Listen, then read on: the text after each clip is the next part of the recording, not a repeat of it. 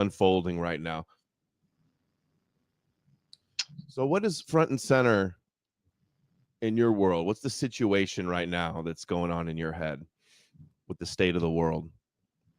Well, the situation, Adam, in many ways hasn't changed. The front and center is that what we witnessed on November 5th was the absolute consolidation of power, profit, control. And all of this was done because those in power do not want us, working people, which has been sort of my life's work to understand how all of this operates, do not want us to, what I say, shatter the swarm and build a bottoms-up movement of us, we the working people, bottoms up, to disempower them. And this has been the arc of human history for a long, long time. And my life's work with all those studies I did was to really learn how to shatter the swarm, as I call it. People go to shattertheswarm.com, they'll understand what I mean, what I'm saying by that, that those in power, people think it's a particular location in geography where they exist, but it's a swarm.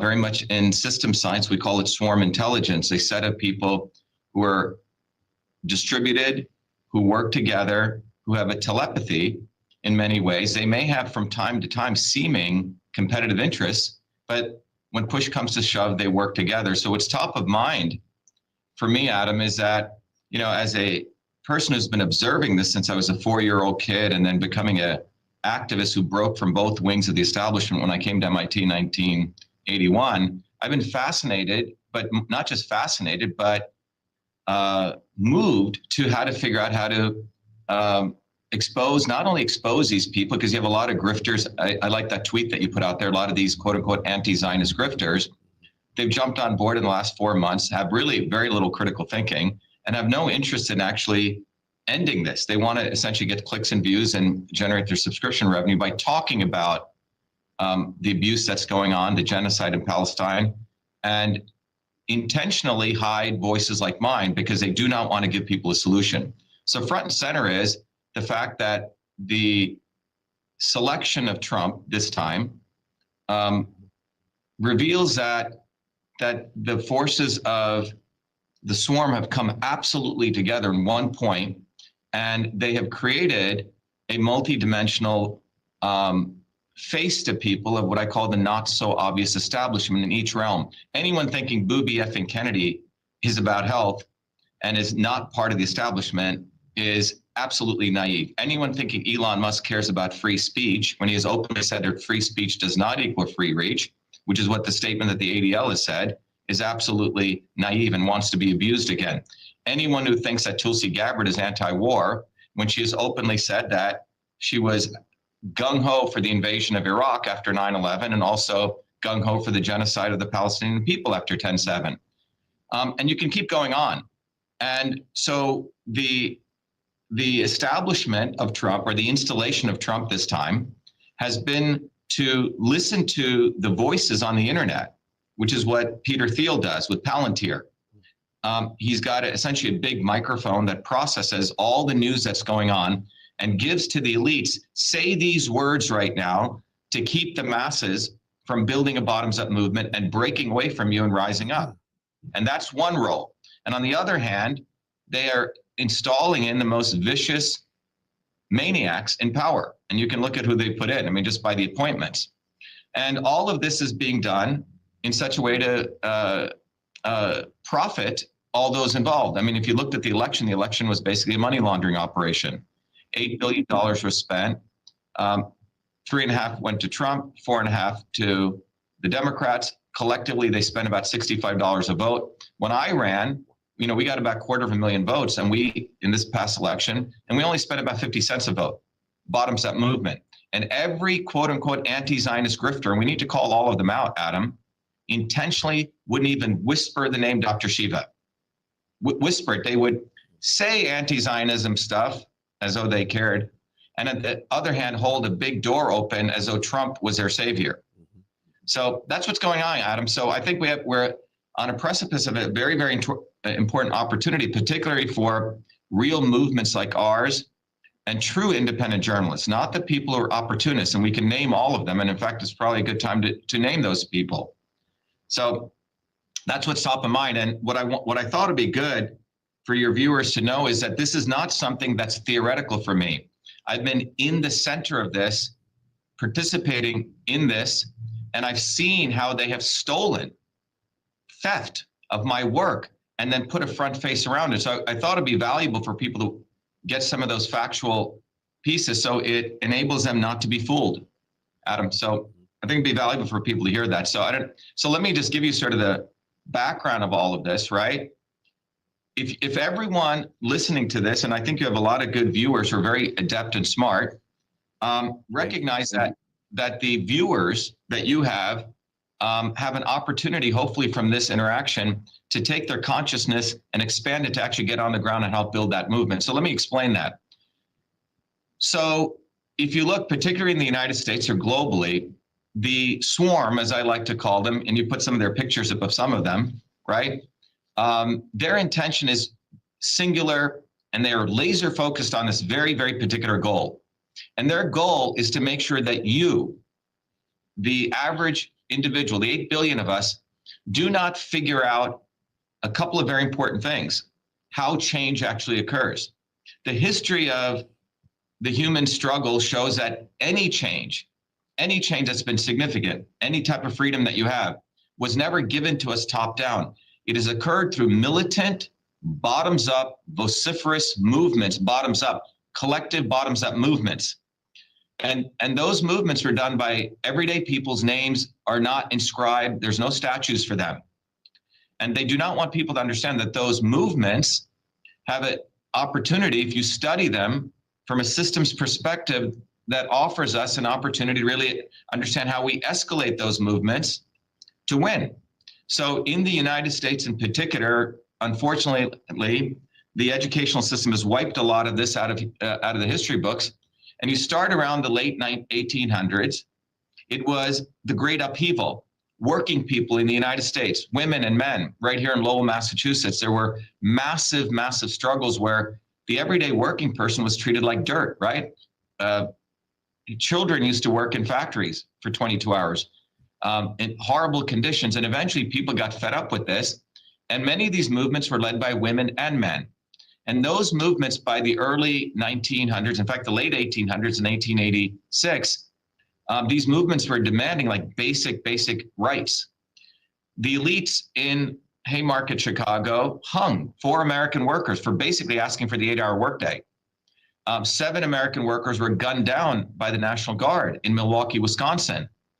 And by the early 1900s, by the 1920s, these movements were explosively growing. There was no Kennedys running them. There were no Trumps. There were no Bidens. There were no Bernie Sanders.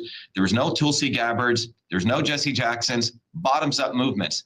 Uncontrollable movements, meaning they were independent movements.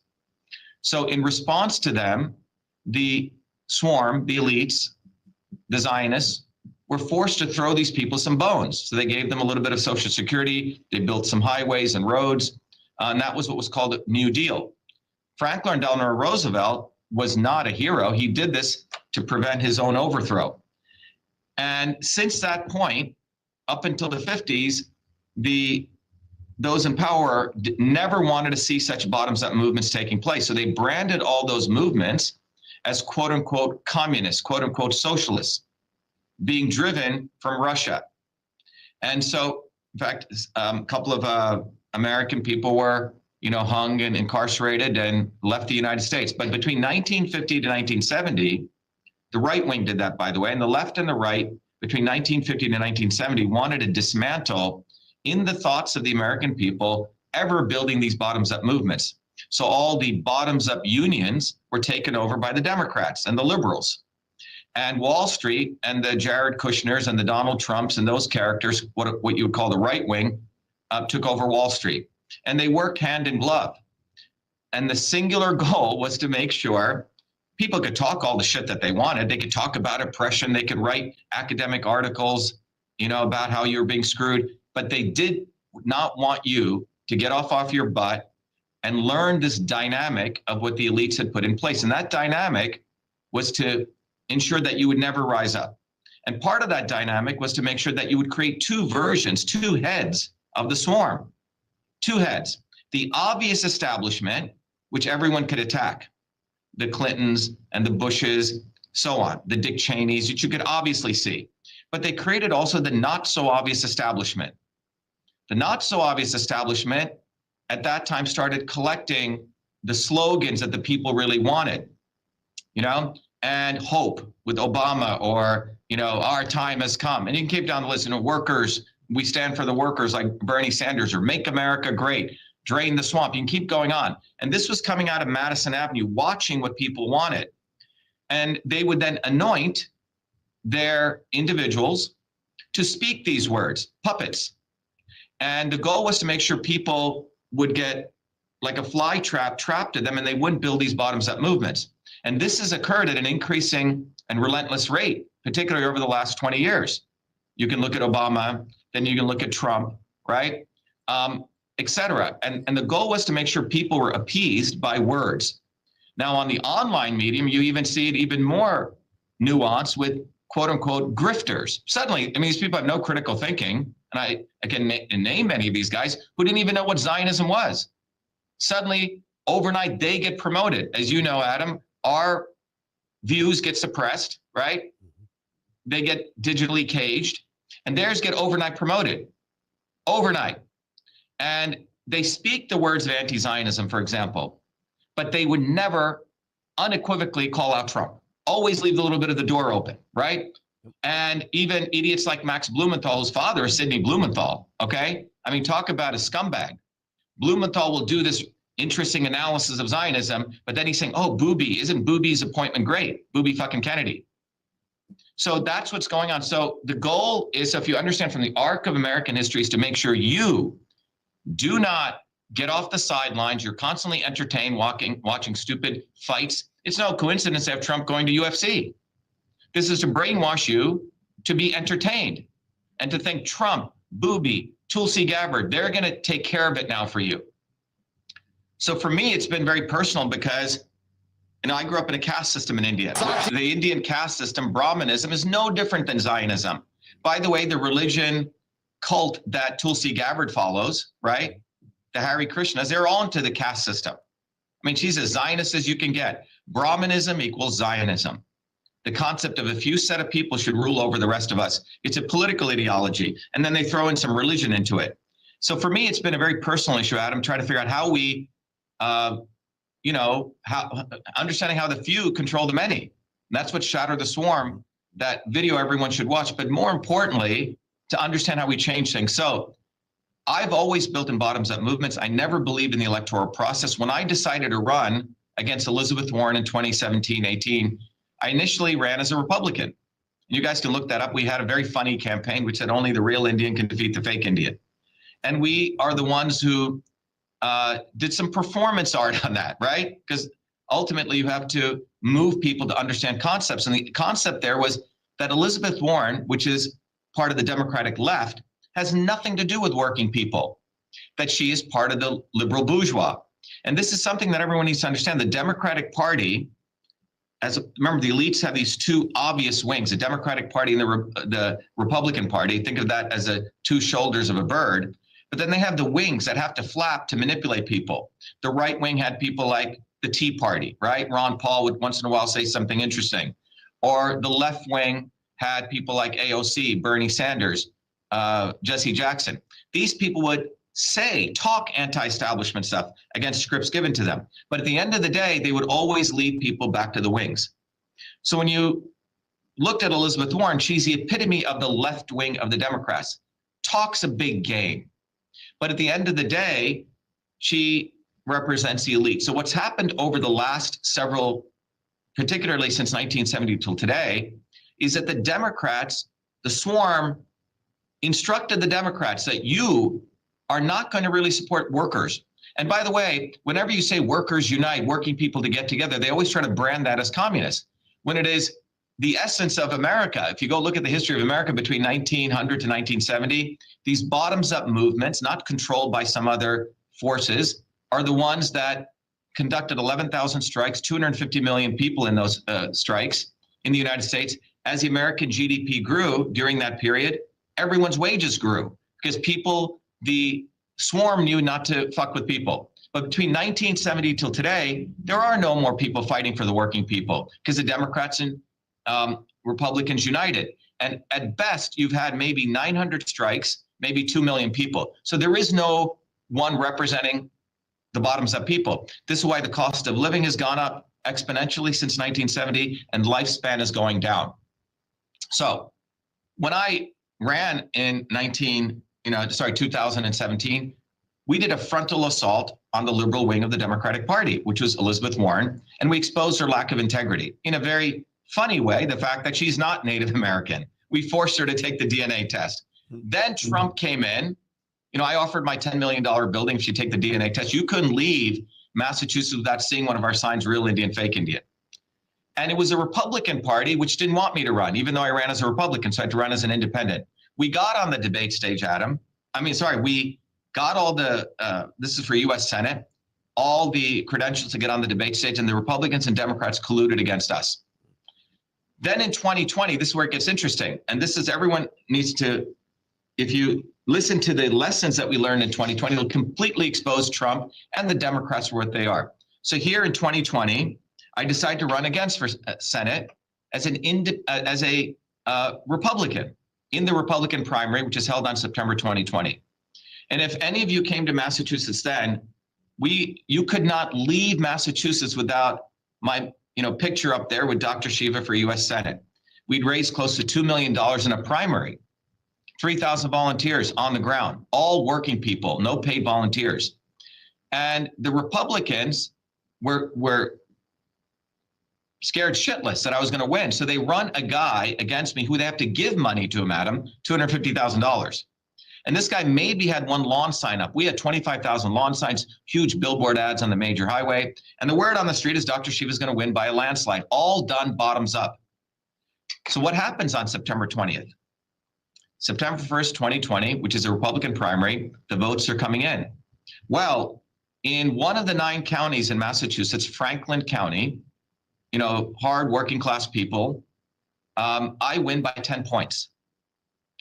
But in that county, all the votes are hand counted by paper ballots. In every other county, I lose 60-40, 60-40, 60-40, 60-40 to an invisible guy who no one even knew. And I never believed, Adam, that election fraud took place in the United States, long before Trump's election. So I had to put on my MIT hat, Adam, and I got very fascinated how these voting machines work. I'm a systems guy, right?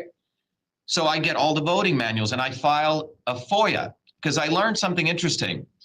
On the electronic voting machines, when you vote and you put a piece of paper through, right? Let's say you fill out the ballot and your vote goes through. These voting machines take a picture of your ballot. That's called a ballot image. And then those images are analyzed by the AI on those machines to determine who got what votes, okay?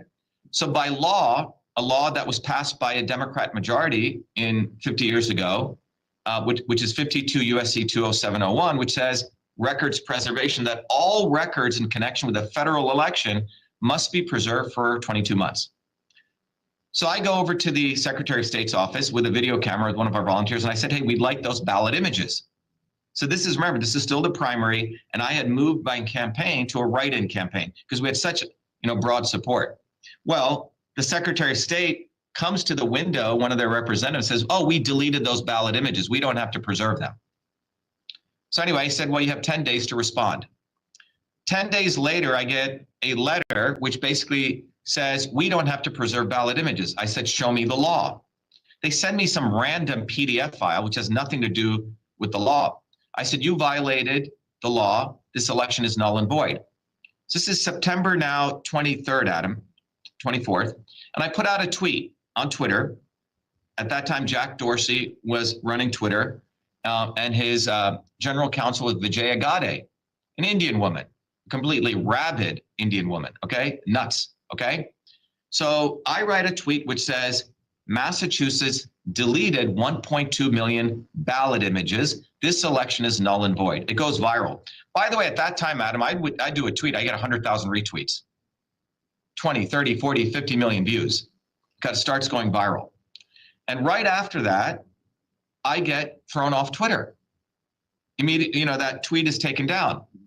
So here I am in the middle of a write-in campaign for running for US Senate. and I'm thrown off Twitter. Well, first thing was thrown off, no reason given. So I don't know if I'm going to get on. And Twitter, everyone knows, is the platform for politics. Let's be honest, okay? If you're a politician, you got to be on Twitter. Facebook is for kids, and TikTok is for whatever, right? Teenagers. But Twitter is the platform. And I've never been thrown off in my life since being on there since 2007. Okay. So I want to get back on Twitter because we still have, until November, right? Another 50, 60 days to campaign. And no lawyer wanted to help me on with this case. So this is what interestingly happens. One of those fact-checking organizations from Reuters writes an article saying Dr. Shiva lied, no ballots were deleted. I never said ballots, I said ballot images. You see how they conflate that.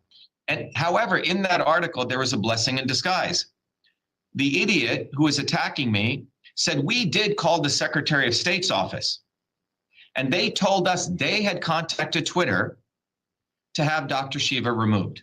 Let me repeat that again. That the government had contacted Twitter to have me removed. This is why the United States was created, right? So you could criticize your government. I was criticizing the government of Massachusetts for a criminal activity, and I have the right to assert that, even allege it. Now, Twitter can take me off. This is very important to remember. Twitter is an entity. It itself is a person by corporate law, right? They can, on their own, take me off. Oh, we don't like this guy. They have First Amendment rights. But in this case, the government made Twitter take me off. Now, that's the grossest violation of the First Amendment. Again, I couldn't find any lawyer in Massachusetts because all the lawyers are in bed with government, right? Lawyers want to be judges. Lawyers want to get business. So I had to file my own lawsuit, Adam.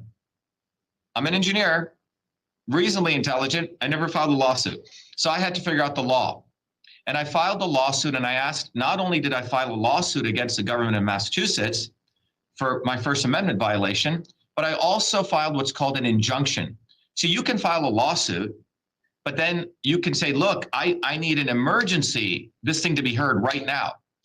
And that's much harder threshold of proving that. Anyway, I filed a lawsuit, showed all the evidence, what had occurred, and the judge, a federal judge, agrees to hear the preliminary injunction, which itself is a big win. I write to this guy, Fucker Carlson, AKA Tucker Carlson, and Glenn Greenwald.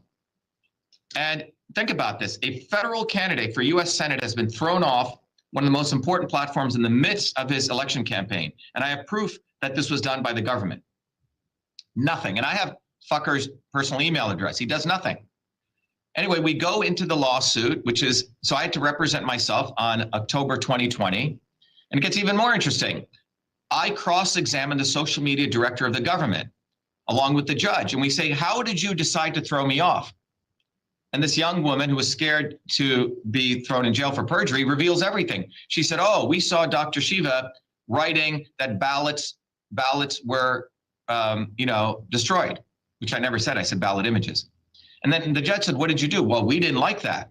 And he goes, what did you do? Well, we contacted Twitter. And he goes, really? How did you do that? He goes, oh, we have a special VIP portal, a backdoor portal into Twitter, where we as a government have special access. And he goes, what do you mean?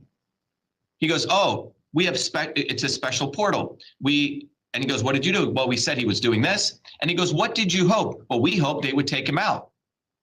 And then what happened? He goes, well, we noticed the next day he was taken off. And he goes, how did you feel? He goes, we felt relieved. And the judge sits back, and this is all on Zoom. This is during COVID, right? There must have been 1,500 people in the Zoom thing. It was quite extraordinary. And he says, I'm sitting here under a picture of Louis Brandeis, who was a stalwart for the First Amendment. Did you guys ever think that if you didn't like what he said, that you can just counter his bad speech with your own good speech? Why didn't you simply go back on Twitter and say that's false? Anyway, they didn't know what to say. The judge, orders, I win, major lawsuit, that you will stop calling Twitter, and it's reprehensible you did this. Now, I win a preliminary injunction, Adam. The next day I write to Fucker Carlson and Glenn Greenwald. I mean, I'm the one who discovered the entire backdoor portal into Twitter, right? And nothing, silence. Then by the way, I was put back on Twitter on November 4th. Okay. After the election's over. So I lost the ability to use Twitter. So that reality is moving forward now, that here I have discovered that the fact the government of the United States, or the governments, have a backdoor access to social media companies long before the Twitter files. And we did video after video after video of it. 500 million people saw those videos. So it's not ADL was working with them too. Like they bragged about it. ADL was working with them. Also, the National Association of State Election Directors, which is a national organization run by a woman called Amy Cohen. Okay. During the cross-examination, we find out that another group called the National Association of State Election Directors did not like what I was revealing about the ballot images being destroyed. They used their force of 50 state election directors to also have me thrown off. Okay, so that's what occurred. Now the big lawsuit is set for May of 2021. During that time, on February of 2021, I'm back on Twitter. And I had just done an interview with this guy, Mike Lindell, and we'll talk about that, the election fraud stuff, okay? Another scammer, all right? And a lot of my audience is like, Dr. Shiva, what's going on in your lawsuit? And once again, I do a live. It was at 9 p.m. around, and I said, this is what's happened with the lawsuit, and this is what happened with the ballot images.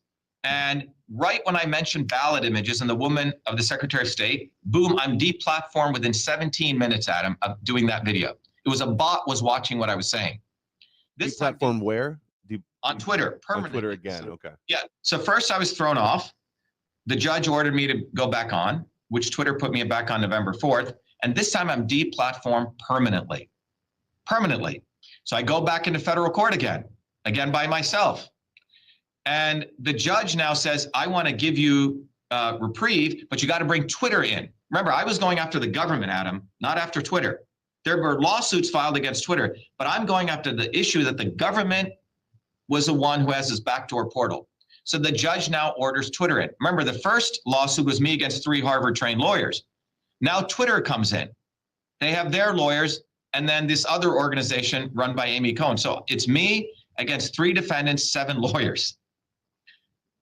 So the lawsuit there set for May. The night before May 21st, I think that's what it was, I find these documents. You see, they called about the backdoor portal. It was called a partner support portal. I'm like, what is this partner support portal? Lo and behold, through my research, I find a document on a server in England written by Katie Minshall, who's the former head of Twitter's general counsel. And this document lays out how governments will use social media to silence citizens. And this technology was first rolled out in Britain. By the way, Britain doesn't believe in the First Amendment. They still don't, for the parliamentarians. Then it was rolled out in Taiwan, India, and then it was brought to the United States in early 2018 at the Belfer School at Harvard, right down the street here. The Belfer School is part of the Kennedy School of Government. By the way, John Kennedy and the Kennedys are a bunch of scumbags. They're a bunch of hoodlums. They're absolute Zionists. They are the deep state, one wing of the deep state. Anyway, the Kennedy School of Government, which is over here, has always been known as a center for CIA training, when it was built even in the 1980s in Harvard Square, Adam. So at the Kennedy School of Government in 2018, 3 documents were put together, which I found on another server, called playbooks. Actual manuals, Adam, which detail step by the way, if people want to see all this, you can go to winbackfreedom.com. As I was doing my lawsuit, I was documenting everything. And these documents say step by step, and it was put together by Democrats and Republicans, the military, the CIA, England, the United States, at the Kennedy School. And it was called the Defending Democracy Project, okay? Quite an Orwellian term. And in that document, it says how you will identify people who are saying stuff who are promoting disinformation. And in that document, I was rated as a top 6 super spreader on the internet, equal to Donald Trump at the time. I've heard about that. I've heard about that document in the super spreaders. Who were some of the other people on there? You were one of them? Yeah, James. Was it for COVID stuff? No, for elections, everything, okay? But the point is, this is in there, but it describes a manual. Step 1, how you identify someone, how you assess their severity level, high, medium, low, and I was put into the high severity. So I find this literally at 2 a.m. before I'm going in to do my opening statements for the larger lawsuit. So I walk into that the lawsuit. At this time, there's close to 2,000 people on Zoom, including Kennedy, booby fucking Kennedy, sends his lawyers because he's interested in understanding what's going on. Okay? And I start my opening statement and I hold up this manual. I said, Your Honor, all of these people, all of these defendants claim they didn't know each other. Twitter was claiming we didn't know anything about the Secretary of State. Secretary of State said, we don't know Twitter. Well, in the table of contents, the authors of that document is the Secretary of State of Massachusetts and is Twitter. Okay? They're two of the authors. So I said, Your Honor, they've all lied to you. I said, do you understand this document says that there is no First fucking Amendment in the United States? This is an outcome of CISA, which was passed by Donald Trump on November 16, 2018. Trump is the one who fucking signed CISA into law. What does that stand for? Cyber Security Infrastructure Security Agency. Okay? There's a different CISA that was done by Obama, but that's not this. This is creation of the agency out of Homeland Security, which would spy on Americans and create these backdoor portals. Is Palantir associated with that? I mean, you know, Peter Thiel and Trump were all of those guys. Yeah. It's an infrastructure, okay? And I have a diagram. If people go to winbackfreedom.com, you'll see this diagram I had laid out. I had figured out the entire backdoor portal, all the parties, ISAC, everything. Way before this scumbag Mike Benz, who is deep state, who stole my work, and they promoted him. He's a limited. Who's the name you said? Mike Benz? Benz, yeah. Isn't that the guy that, like, the Jewish guy that was trying to infiltrate the alt-right? Yep, same guy. Okay? So he's picked up your stuff and got he promoted. Picked up my material, but 2 years later. So this is why I want everyone to understand. Donald Trump signed CISA into law, and CISA was voted by every member of the House unanimously. Listen to me, unanimously. Bills don't get passed unanimously. And it was unanimous consent by the Senate, which authorized government to build these social media portals to watch and surveil us. And I was the first victim of that. So this is September 2020. I'm putting videos out of it. Send another email to fucking doofus Glenn Greenwald, the supposed guy who reveals shit. Okay? He's a scumbag. Greenwald did nothing because he wants to own the space of exposing government. Fucker Carlson didn't do anything, but the public knew about this. We were getting it out there. So that lawsuit proceeds. It gets even more interesting, okay? The judge says, wow, Dr. Shiva, because you've done an amazing job representing yourself. He goes, this is quite incredible. And it's all in the transcripts, you guys. He goes, I have the authority to appoint you a lawyer to help you constitutionally help your case even better. You know, I was writing my own briefs at him, right? And when a federal judge says that, you sort of have to listen, you know? And I was still new to this. I should have bucked him and not listened. You know, didn't have my chops yet.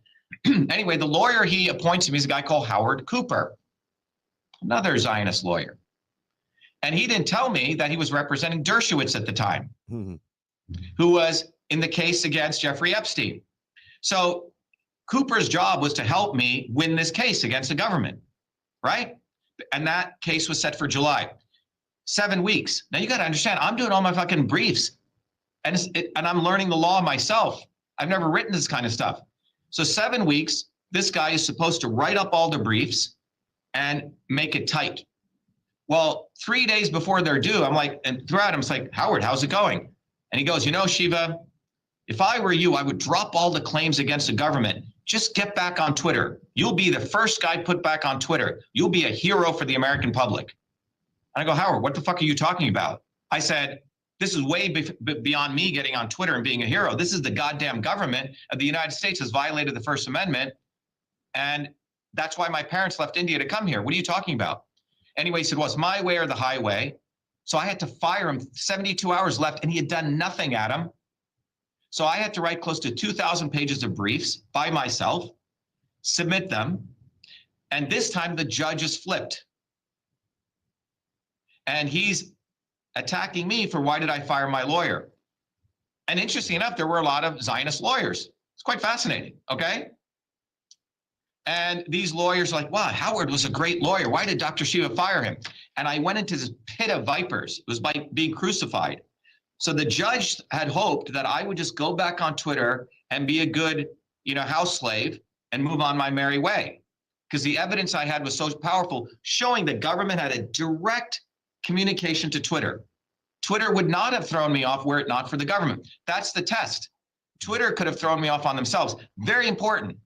Okay. And when Elon bought, hold on, just to interrupt real quick, Elon bought Twitter and revealed that this was going on also in the Twitter files. He didn't reveal shit. He's a fucker. He revealed some things, though, maybe not all of it, but some things. I want to get to this because my history, this is why they have to intentionally not whisper my name, because I was in the thick of this. So here, the judge flips and then forces me to not file that thing, and I refused and was going to sanction me and put me in jail. I mean, it was quite fucking incredible. So I decide strategically to walk away, and I file my lawsuit, which is now in federal court in DC against Musk, Zuckerberg, etc. But the point is this, that this was done in 2020, 2021. 500 million people knew about this all over the world. Fucker Carlson, Glenn Greenwald. I never saw fucking Elon Musk fighting. Nowhere to be found. Now, fast forward to December 2022, about a year and a half later, I'm put back on Twitter. And you guys go look at this timeline. And when I get back on Twitter, Elon Musk is saying, oh, I need a new CEO. You know, I can't run Twitter, right? Remember that? And I said, Elon, why don't you make me your CEO? That was my first tweet. And I said, you know, I have a PhD at MIT. I invented email. I could help you out. That tweet goes viral, Adam. I think I had probably 40 interviews with different news organizations, MSM news organizations. Oh, you want to be, and I think I was getting, I think that one tweet got like 20, 30 million views. I believe I remember seeing it. I think I saw it. And right after that, Clayton Morris calls me up from Redacted, and he goes, I didn't know you did all this before. I go, yeah, Clayton, I'm the one who fucking did this. I said, Fucker Carlson intentionally concealed this. And Clayton used to be Fucker Carlson's host. And so Clayton Morris did a video of it, an interview, and you'll see that out there. So what then happens is the Twitter files is mysteriously now created, okay? And right before that was created, I started hitting Elon because I know he's a fucking CIA deep state Mossad setup. You could see it all over his face, his history, right? Real scary person to be a front man for some intelligence agency, or some cabal, all the influence and power he has. Yeah, I mean, where Elon Musk begins and government ends, nobody knows. Everything you can look at, SpaceX funded by the government, Twitter, Section 230 immunity. It wouldn't exist without government. And Tesla, you know, wouldn't exist without all those carbon credits. So this guy's a manifestation of the government. So I start tweeting at Elon right after I got, you know, this massive exposure again, you know, 10, 20 million views per day. I said, Elon, are you going to remove that backdoor portal from Twitter? You're claiming you're for free speech. And Adam, you can see it. I was relentless. I have the view tracking, went from 10 million views a day down to 10,000 in a period of 30 days.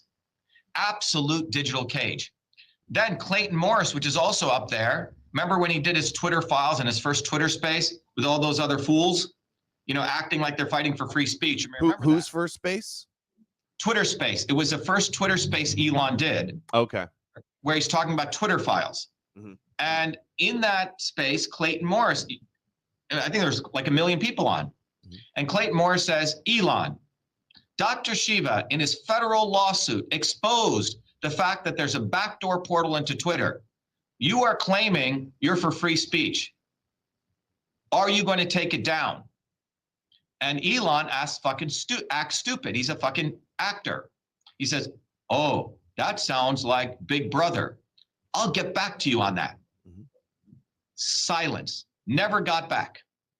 Okay. And then after that, I'm hammering away like, hey, wait a minute, this fucking backdoor portal, because here's all the lawsuit. You could see my views get shrinking in a digital cage. And then fucker Carlson, they pull out this dirtbag Mike Benz, Twitter files, Mario Nafal, all these fools. But and Mario Nafal invited me to one event. I said, look, the backdoor portal exists. Elon Musk is full of shit. And so did Grant Cardone. Silence on these massive spaces. And they would never invite me back. I became the most dangerous guy to talk about this. So what they did was and I didn't know what the fuck they're doing, Adam. A scientist friend of mine, I was doing a science presentation. He goes, you know, Shiva, one of my friends used to be in the CIA. And he goes, have you ever heard of the term called limited hangout? I go, no, what is that? He goes, well, it was the strategy that Richard Nixon put together when he was they were going to expose all the stuff of his Watergate, right? I mean, they had found out he'd done the burglary, all the shit he'd done. So what him and I forget the other guy's name, Haldeman, said was, we're going to do a limited hangout. We don't want them to find everything, so we're going to release a little bit of the story. There was a burglary. It is a CIA technique. It is a deep state technique that when you know that the big truth is going to come out, you find other actors to release little pieces of the truth and own the story with the aim of suppressing the big story. Yeah. And a lot of times inject disinformation into it as well. And make it wacky so you don't really expose it. So two things happen. They did the Twitter files to suppress what I had discovered. And then these fools filed another lawsuit called Missouri versus Biden, against the COVID guys. But they intentionally did not include my evidence. Not to give credit to the guy because I'm not part of their swarm. One of the things you all need to recognize is that when one of us discovers stuff, when one of us bottoms up, does the work, and we're not controllable, they are so devious. They want to suppress our news and not give credit because they don't want to give credit to the independent people who discover it. It gives us too much visibility. You see, visibility and invisibility are their two weapons. I was unfortunate for them during that 2020 period, got out everywhere. They didn't expect that, Adam. That was a glitch. That was a bug. Okay. And so the cat got out of the bag. But what I'm trying to tell everyone is Elon fucking Musk is a dirtbag. Okay. He talks about free speech, but he openly tells you free speech is not free reach, which is what the ADL says. And the fundamentals of the Constitution are free speech. We're supposed to equal free reach. And this is why the United States government in its infancy created an infrastructure for communication. You know what that was called? The fucking Postal Service.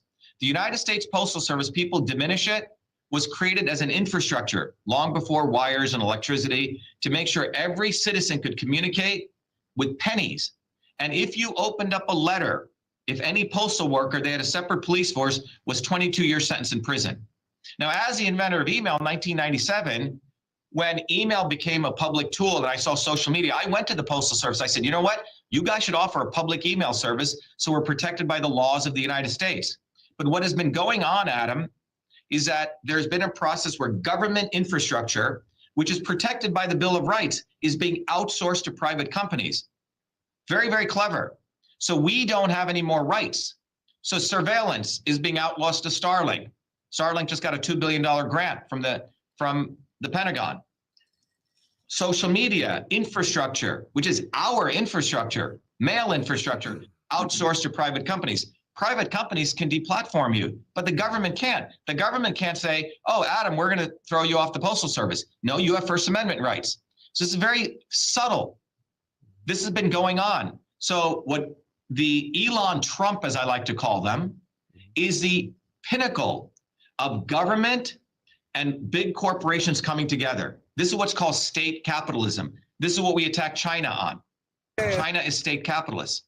And that's what November 5th is about. So if you look at that arc I just shared with you, end to end, those two scumbags right now are talking a great game as though they're against the establishment, but they are as establishment as you can get. So that's one example, Adam, that I just walked you through. So the entire issue with the backdoor portal to Twitter, Elon Musk has not taken it down, the motherfucker. He has not taken it down. And Trump. Are you able to confirm that he hasn't taken it down, or just because he hasn't talked about it and said he took it down? Well, the issue is that CISA exists. CISA demands they have it. Okay. CISA demands they have it, or you won't be. The reason that a Twitter or Facebook, etc., very important to remember the financial motivation here. These companies are what are called social media platforms. But however, they're different than a publishing company like a New York Times. If the New York Times made $1 million in revenue, they're going to get, or $1 billion in revenue, they're going to get 1x valuation, $1 billion. But if a social media company makes $1 billion in revenue, you know what their valuation is? Multiple? It's 50. Why? Because a social media company does not have liability, you see? If I post something on social media that defames you, you can't sue Twitter. You can sue me. But if a New York Times writer writes something against you, you could sue them. You see, they have more liability. So social media companies do not have liability, which they get an increased valuation. Why? That's because of Section 230 immunity. The quid pro quo was for you to get Section 230 immunity, Elon Musk or Facebook, you're going to give us a backdoor portal. That was the wink, wink, nudge, nudge, which no one talks about. This is what Silicon Valley did. Trump's talking about altering Section 230. That'll probably be for more censorship. Though. Section 230 is actually a good thing. It's not. It's actually is good for good reasons. But what I'm saying is, the Congress people create all the Silicon Valley people who funded these guys made sure that the backdoor portal exists. That's what CISA was about. Bottom line is, all these companies have a backdoor portal into Twitter. All of them. I'm sorry, the government, Twitter, Facebook, etc. And the Five Eyes, and Israel's in the Five Eyes, and Elon was going to do the validating people's licenses with the Israeli company. They're sitting here next to like one of the top guys from Saudi Arabia that's I think involved with Jared Kushner's fund, and then Ari Emanuel, the top Hollywood agent, brother of Rahm Emanuel. Their dad was a Israeli in Haganah, and he's the owner of the UFC with Joe Rogan and Elon and this whole swarm, as you call them, or I like David Icke's term, also mainstream alternative media. People are desperate for a savior. And what do you think of Trump's, how his cabinet is shaping up? And what do you think his next 4 years are going to look like? Well, what we are seeing, as I said at the outset, and by the way, I'm glad you pointed that out, Adam. Everyone should know Ari Emanuel was Trump's agent. He was Obama's agent, okay? And Ari Emanuel is the one, after Trump went bankrupt, you can go look at this history. Wilbur Ross is the one who saved Trump after his last bankruptcy, where he was taking 14% loans, and they put him on the trajectory to be president starting in late 90s, okay? And he was given all the book deals, The Apprentice show, etc. Right. He was his agent that probably got him The Apprentice. All of it. Ari Emanuel was yes. Trump's agent. Yes. And the famous image of Elon on the boat getting hosed off, that was Ari Emanuel doing the hosing. Yes. And so I did a whole video on this a couple of years ago. So Ari Emanuel, Rahm Emanuel, these are absolute Zionist Mossad creatures. And that picture right there is quite extraordinary, because you have a quote unquote a Jew and you have a Islamic guy, right? So people need to understand, you don't need to be Jewish to be a Zionist. You can be a Hindu Zionist, you can be an Arab Zionist, you can be a Muslim Zionist, you can be a Christian Zionist. In fact, most Zionists are Christian Zionists. And then why are there so many Indian Zionists, Indian supporters of Israel, like especially on social media? Well, most of them are Brahmins. So Adam, here's another big distinction between me and all those other fucking Indians, okay? Most Indians are racist, okay? They're all Zionists.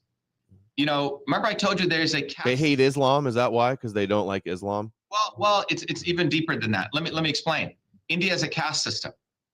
So the Hindu religion originally was we can go into the detail. Hindus really means the Indus Valley. Okay, the people of the Indus Valley, which were the people of that region. When the British came and et cetera, they started calling them capital H, Hindus, right? It's not a religion, it's just a people in that region. But nonetheless, a subset of those people, like the Zionists, in fact, I would probably say they have probably Zionist blood in them, okay, created Brahmanism, which said the people born like this are better than everyone else. The 0.001%, they called themselves Brahmins, and everyone else was Shudras, the untouchables. They had to do all the shit work, okay? You know, climbing the trees, doing this. So this was something that occurred around the 8th century. So the caste system gets developed and brainwashed into the Indians, and that was Brahmanism. So Brahmanism is a political ideology which is exactly the same as Zionism, the concept of the chosen people, exactly the same. Ben Shapiro compares Jews and Noahide laws with the caste system. Exactly. I have a clip of him saying it's like a caste system, and they're on the top. Right. So you have to understand, Vivek Ramaswamy, Vivek the Snake. I mean, I wish I met that guy somewhere in some alley by myself. Okay, complete fucking scumbag. Okay. His pump and dump, his biotech pump and dump was such a scandal. Yeah, and he's going to save money. Okay, he's going to save money. So, and then you look at J.D. Vance's wife, another Brahmin. Okay, Brahmins are the ones who are like this with the Zionists. They will never criticize the Zionists. Why? Politically, ideologically, they're the same fucking people. Same fucking people. probably genetically the same, okay? And someone should do the research. It's a PhD project, but the Brahmins of India, Brahmanism, out of the 1.6 billion people, 0.00001% are Brahmins, Adam. But those people run India, no different than the Zionists who run the United States. And those people are now united. It is not unnatural to see fucking these other two Zionist scumbags, Jared Kushner and Ivanka Trump, fly 10,000 miles to attend the wedding of Ambani, who is the big Zionist scumbag of India, okay? $150 million wedding he hosted. So it's just like religion in the West, like a small number of chosen priest class control all the masses through a religion. It's basically what we have happening here as well. Exactly. So they combine some religious ideology, some pictures of whatever, Christ, this, that, Shiva, you can put Brahma, blah, blah, blah, get people excited. But fundamentally, it's a political ideology to justify why you should be getting paid $1 an hour and I can get paid $10 million an hour. You see? These political ideologies are done to brainwash people to accept their exploitation. That's what we need to understand. Ultimately, it's about power, profit, control. So anyway, I just wanted to share with you that one thread so people can understand that Elon fucking Musk is not for free speech. He has openly said free speech does not equal free reach.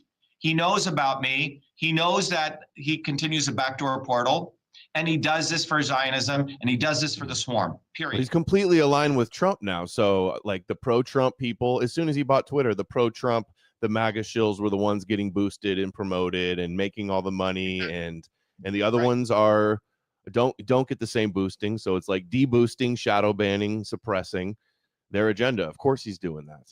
So Adam, let's go to the second thread. And hold on, and Rumble too. Peter Thiel and Rumble, and I just learned the CEO of Rumble. Yep. CEO of Rumble says that Howard Lutnick, that's Trump's Cantor Fitzgerald transition team. He was right there with Trump at the Rebbe's grave at Chabad's headquarters in New York, just like Malay is going and visiting the Rebbe's grave. What do you think about that? Trump and the Messianic rabbis and the Christian Zionists and their end times prophecies. We're going to see a lot of that the next 4 years, don't you think? Yeah, I think one of the things, this relates to the next topic I want to walk through people factually, is Israel is the center of all of election fraud globally. Mossad, and you can go do a little bit of research, they have all the tools, all the assets to do election fraud end to end. Milei was put into power there, right? In Argentina. This is not accidental, okay? Another Zionist hoodlum. And in fact, in his home, he has a picture of that same rabbi, okay? So if you follow these people through, it all roads lead to Israel. And everyone needs to recognize this. In 2020, separate thread. I mean, 2020 is quite RFK, hold on, sorry to interrupt. RFK also went and visited the Rebbe's grave and was defending Chabad because Candace Owens said they were supremacist.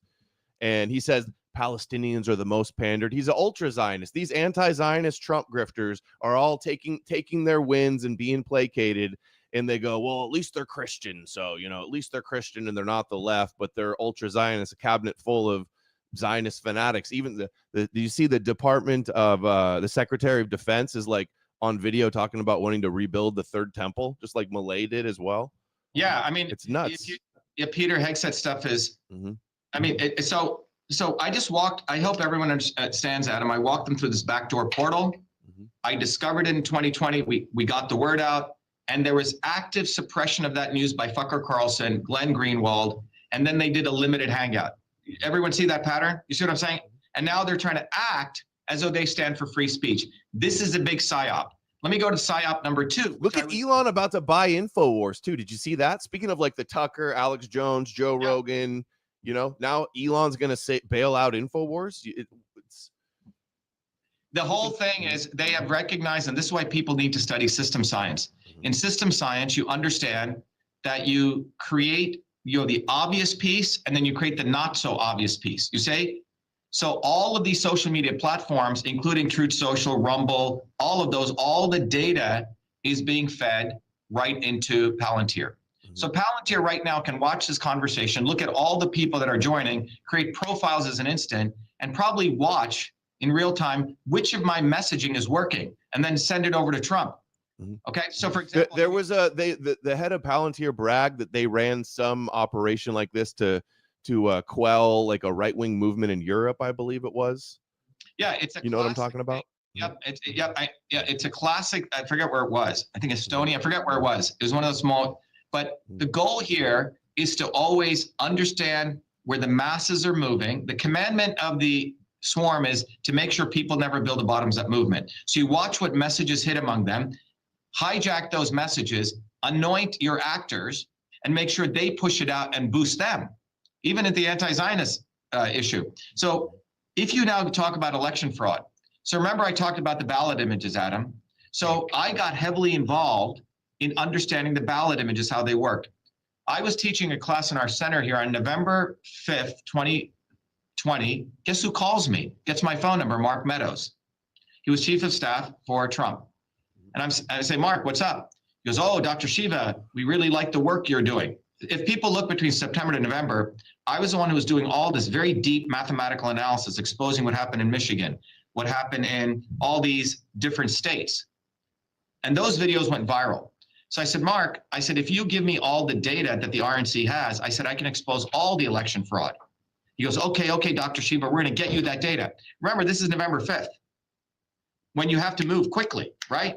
Right?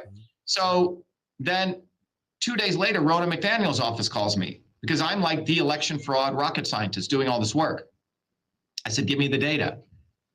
Nothing. And then I did a tweet. You guys can go see. I read a letter to Biden and Trump, and a tweet, and I say, dear President Biden, dear President Trump, I have unequivocal proof that election fraud takes place in the United States. Call me if you want to know how. Eric Trump then reaches out to me. Okay. And then Eric said, I said, Eric, no one's giving me the data. They claim they want to work with me. They're retweeting me. You see, right when they find, it's another technique, real bottoms up people exposing their truth, they try to attach their coattails to them. So the masses say, oh yeah, Trump is working with Dr. Shiva. Oh yeah, the RNC is working with Dr. Shiva, just to get the credibility. But they never, ever gave me any data. Nothing.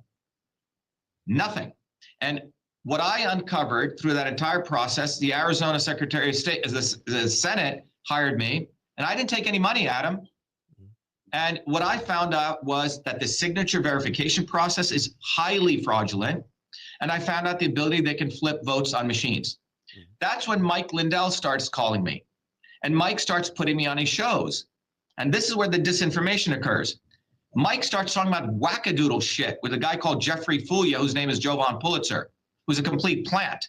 This guy takes the election fraud stuff, but makes it, like you say, they start doing disinformation. Ooh, there's bamboos in the ballots, like crazy ass shit.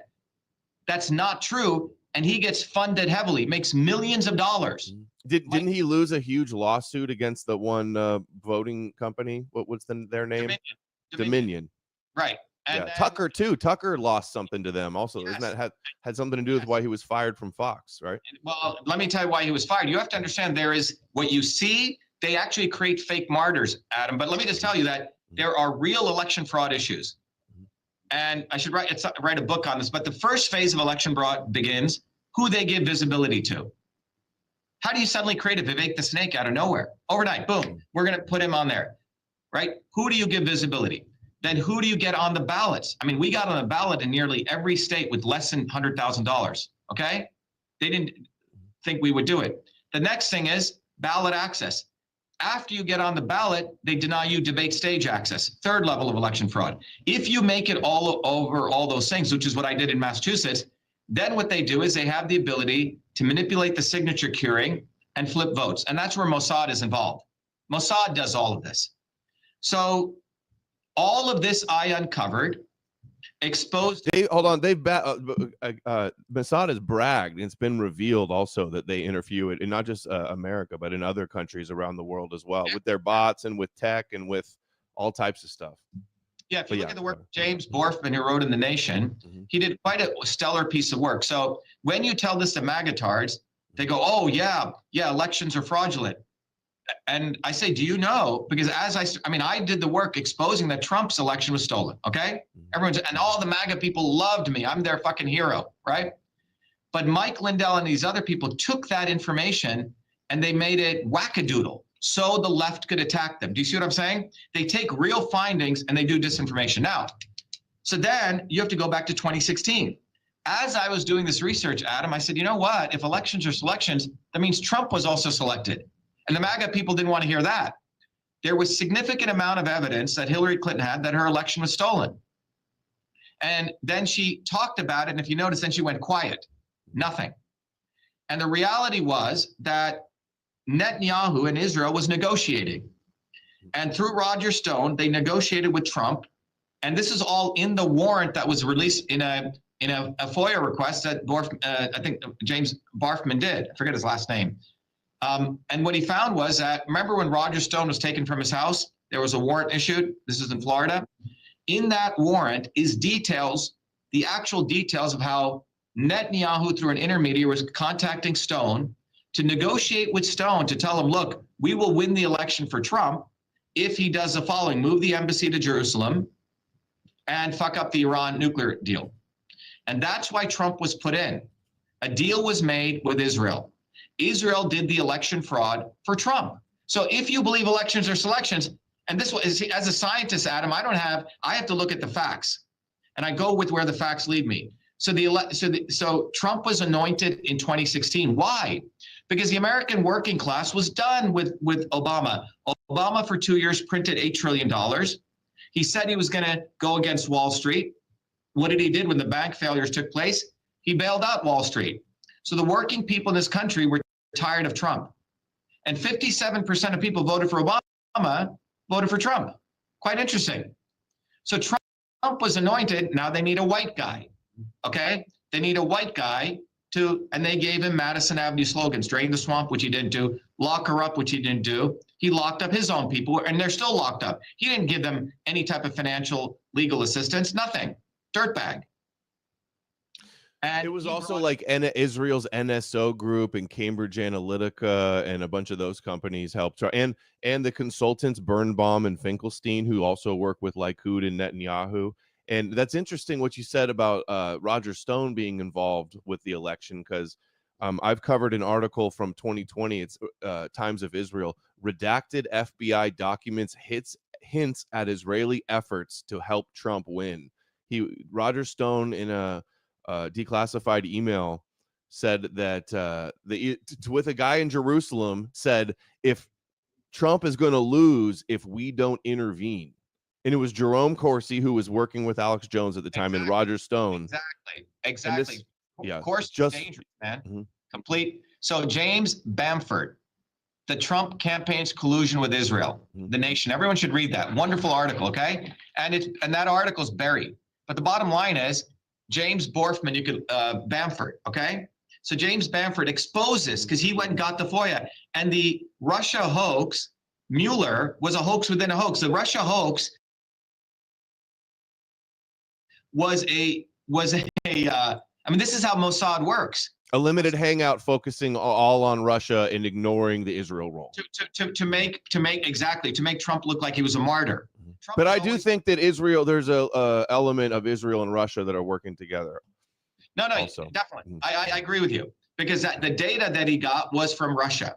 So Mossad got the information from Russia, and they helped the Trump campaign. Bottom line is, Trump would not have won the campaign if it was not for Israel. Israel anointed Trump. That's why he moved the embassy to Israel. So then, in my view, what did Trump do? So if you look at the election fraud, again, I was in the middle of all of this, Adam, and what I saw was Trump didn't want to do shit. Now, Trump used most of my information to send out emails, and he made $500 million. Okay, $500 million. He raised on your election fraud information. All that information. So in late 2022, I get an email from Mar-a-Lago inviting me to come meet with Trump. Wow. Okay. Now you got to understand that I didn't just wear a fucking MAGA hat. I actually supported Trump. I put out 1,000 signs for him in the cold. Right. I did all that work for nothing. In 2020. In 2020 and 2021, a lot of work. And most interesting, and people need to understand that there were these fake election fraud people, like you identified, these fake quote unquote anti-Zionists. And they were creating the disinformation. And I was going to expose one of them, this guy, Jeffrey Fulia, that's his name. And the night before, Patrick Byrne calls me up and he offers me $250,000 not to do it. And I said, are you trying to bribe me? Few weeks later, $50,000, and I may have it here, shows up in my account. And I found out he sent it to me. I return it. Most people wouldn't do that.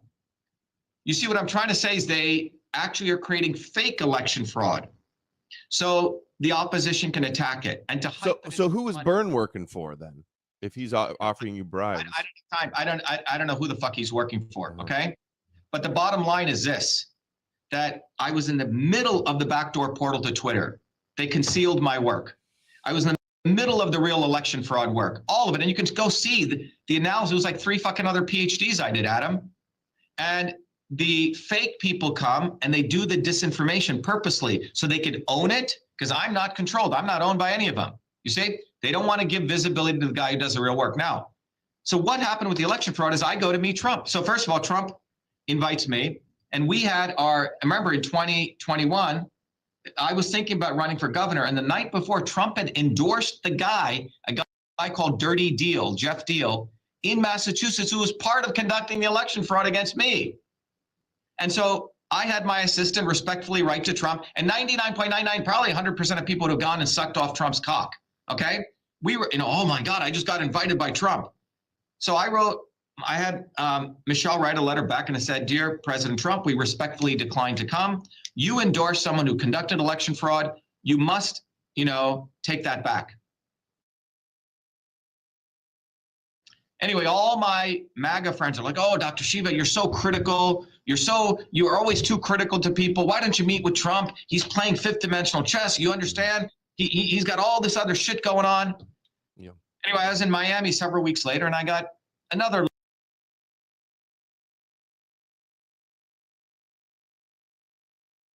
letter inviting me again. And I was a few miles away from Palm Beach, so I drove up. So it was a 2-hour meeting. And remember, I was fucking pissed at him.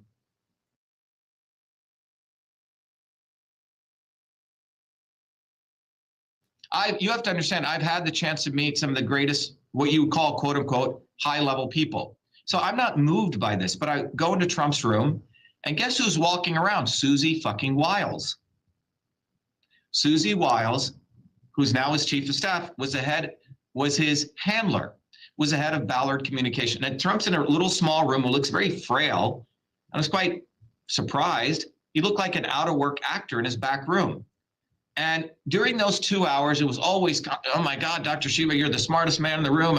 You're amazing. You went to MIT. My uncle went to, it was this outpouring of phrasing. And I said, you endorse a guy who's a fucking scumbag. He goes, oh, I don't know if he's a fucking, I go, yes, he is. I said, he conducted election fraud. He goes, oh, they did election fraud against me. He goes, what do you want? He goes, what do you want from me? I said, I want nothing. I said, what do you want from me? And then throughout that meeting, Trump would take little notes of my sound bites. And just right after he got into office, shatter the swarm is something, it's a very powerful slogan. If you notice, Trump started saying, shatter the deep state, shatter the censorship regime. I put out a tweet. I said, if you're going to use my stuff, then you should shatter yourself, because the censorship regime was created by you. So it was a fascinating meeting in the sense that I left that meeting, and Michelle was with me, my significant other. I got to tell you, man, we felt like this guy has no fucking friends. Like, no one really cares about him. Everything is a monetary relationship. He signed some MAGA hats, and as we left, through that little rotunda they have, and then his assistant Molly comes running. He goes, he was very impressed by you, and he wants to give you this gift. It is only what he gives to heads of state. So what I learned was, here's a guy who's— What was the gift? Did he give it to you? Yeah, it was this big, I have it in my house. It's this big, silver, with the seal, what is it? One of these plates, A metal? Okay, a plate. Yeah. So the point is that, and he kept asking me, what do you want? I should publish the notes from this at some point. So 3 weeks later, I said, you know what I want? I want to really stop election fraud in this country. So I wrote to him and I said, look, let's have a follow-up meeting. I just want maybe half an hour of your time, and I'm going to give you a proposal. And so remember, he made $500 million fucking dollars. $500 million fucking dollars he raised. using my fucking material. And when I'm returning back money to fucking Patrick Byrne, who tried to buy me out to not attack these fake guys.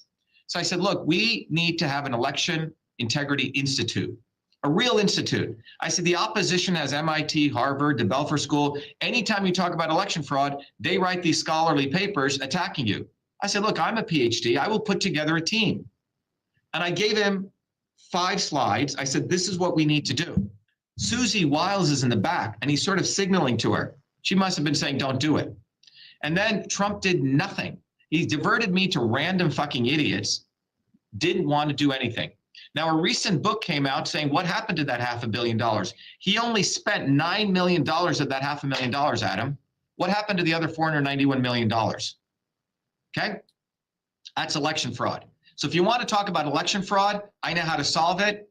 Elon Musk, Johnny come fucking lately, it's all bullshit. They have no intention to solve it. And you notice election fraud has disappeared now. There's no election fraud now when Trump wins.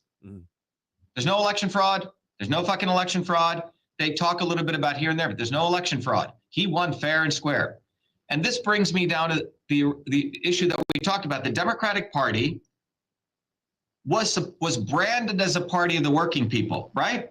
But they have consistently sold out the working people. And what you saw on November 5th was a total consolidation of Democrats and Republicans and all the obvious and not so obvious establishment as one unit. And that's the answer to why they put Pete Hegseth in, why they put this guy Zeldin in. Look at it, the most right-wing ultra-Zionists on this hand. And over here, the fake fighters. Tulsi Gabbard, right? And RFK. And let me finish with RFK, because I know that motherfucker really well. I know him very well, because when I was married to Fran Drescher, when I lived out in Hollywood, I used to be invited to his events. All right?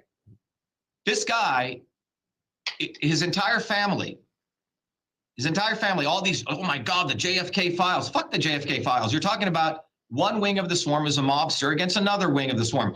We as working people shouldn't care how these people were knocked out, okay? JFK is the one who created the 1962 Vaccination Act. He's the one who created it. He's the one who signed it into law. After measles had gone down to 99%, 98% of measles was gone. In 1963, they create the measles vaccine when measles was actually gone because it had to do with hygiene, all right? So it was John Kennedy who signed the 1962 Vaccination Act. That's what needs to be repealed.